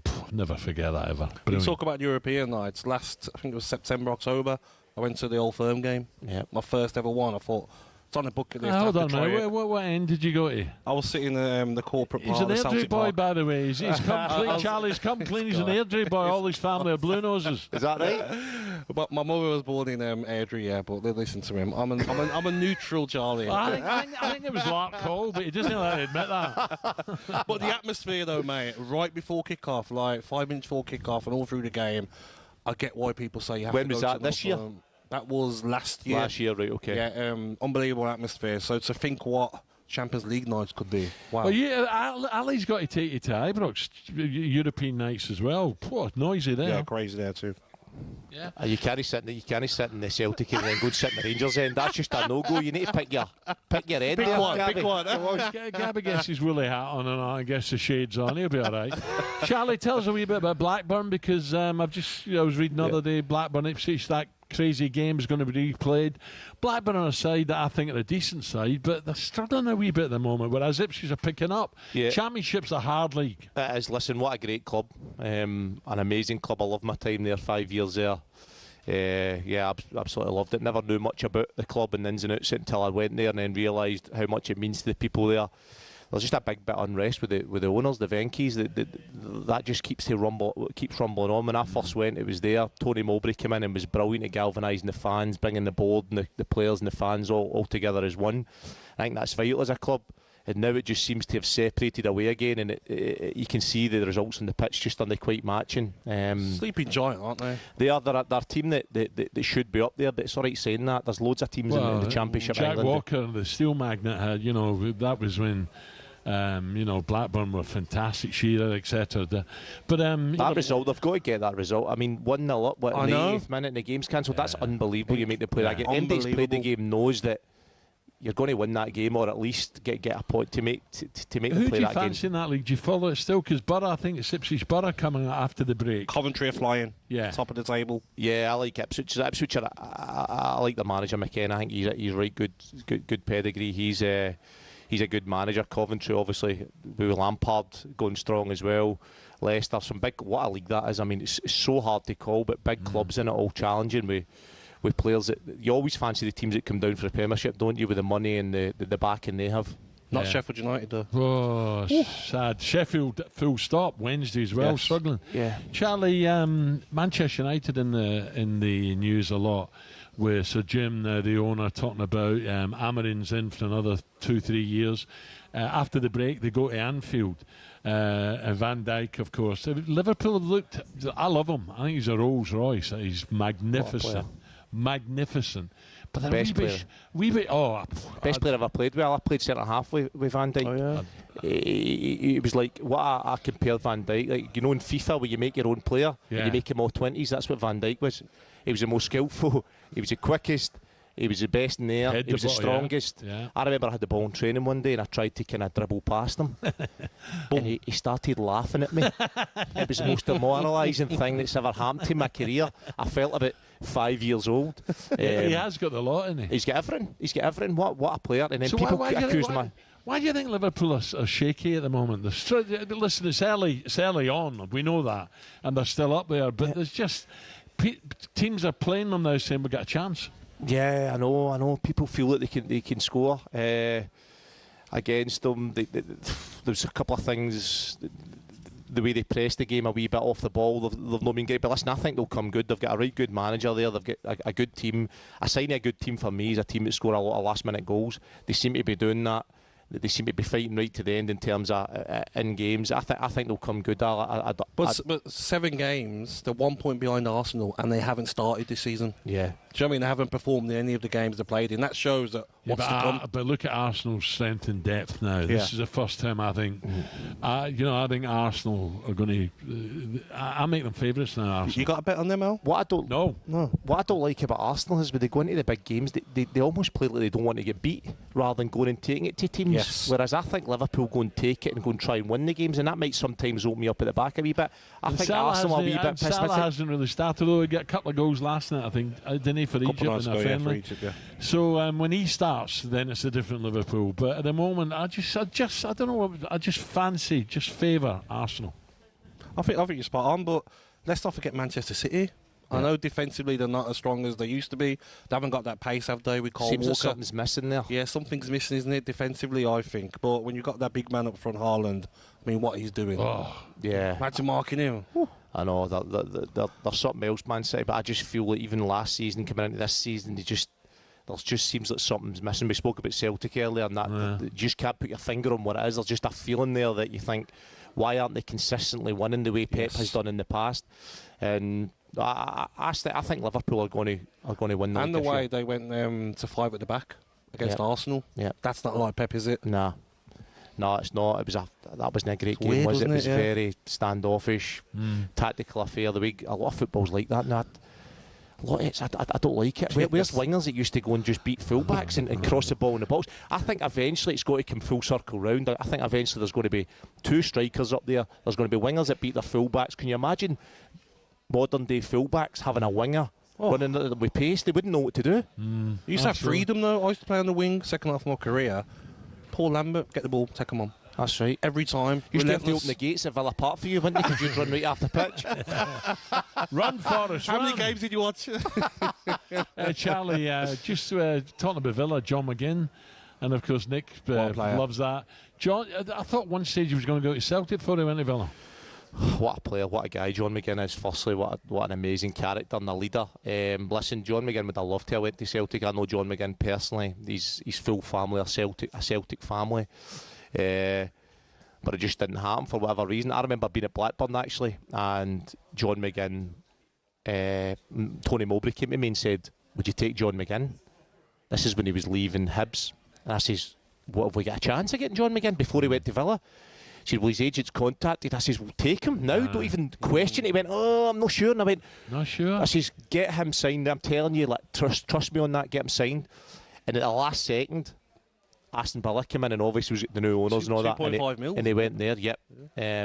Is that something though, as a Celtic man like yourself, that like is on your mind? You just want to play for Celtic one day. Even John McGinn in a couple of years, I want to play for Celtic before I retire. Yeah, I think it's definitely got to be in his head. See, when you're brought up in Glasgow, you'll know that it's like your only teams that you see are Celtic and Rangers, and that's the pinnacle of football in your head, a young boy's head. So you go and grow up in Glasgow and go play for Celtic or go and play for Rangers, whatever side you prefer, is the dream. Like, I picture myself growing up in the streets in Glasgow and picture myself scoring against Rangers, and that was my dream, and I actually, that was like the top of the world of football for me, because that's all I'd seen. Although I know now obviously it's not, there's bigger games, but I mean, to then eventually score against Rangers and feel that, I know John McGinn will be desperate to do that. Whether it happens or not, you just never know. What was your celebration like when you scored that goal? My celebration is, it was a dive, so I'll talk you through it. If we get time here, I'll know we're going to the break. No, because he doesn't look at the clock. Right, so basically I regret my celebration because I ran away to the crowd, the crowd at Parkhead, and then I thought, I'm a defender, get back and just, we've not won this game yet. It was the first goal, and I ran back to the halfway line. See if I could go back now. I'd just milked it. I'd have been in the crowd and everything. I'd have been in amongst the Green Brigade, but I didn't quite do that. I went back to the halfway line, but to see that ball coming across to me, it was a set-piece routine, and thinking, this young lad's going to score this goal against Rangers, who's dreamt of that from the streets, was a feeling that puts hairs in the back of my neck standing up just now. It was, what an amazing feeling. And then I could have volleyed it, and I thought, you volley it right over the stand. Just do the easiest thing, headed it down into the ground, in the top corner, and it was almost like a moment where you felt, has this actually just happened to me for that moment in time? You know, obviously you scored loads of goals, you know that feeling. Listen, amazing times. Charlie, I used to dream of that, but I think I would have got arrested. I think if I'd have scored a hand in a cup final up the other end, I think I'd have got arrested. You'd have fitted in a glass of wine, wouldn't you, up the stand? Oh, I'd have been in big trouble. But that's one game. That's my only regret. Never playing an old firm game. Brilliant. Charlie, listen, really thank you Legend, today. Mate. Good luck, your boy, by the way, at Celtic. Good luck. Thank you. Cheers. Huge thanks to all our guests this morning: Davy Weir, Charlie Mulgrew, Nicky Butt, Adrian Durham, and of course Chris, the West Ham fan, the Happy Hammer, who has won himself a brilliant car. All thanks to Arnold Clark, of course. Right, let's finish on a high. I'm not sure at half-time Rod would have been happy last night. Gabby, you're walking back to Birmingham after flooding your hotel bedroom. You're whinging about the flight up. The Brazilian musician Nick Morgan is with us, of course. He's going to sing out our favourite song. Come on, Rod. Come on, Nick. Give us it. Wake up, Maggie, I think I got something to say to you.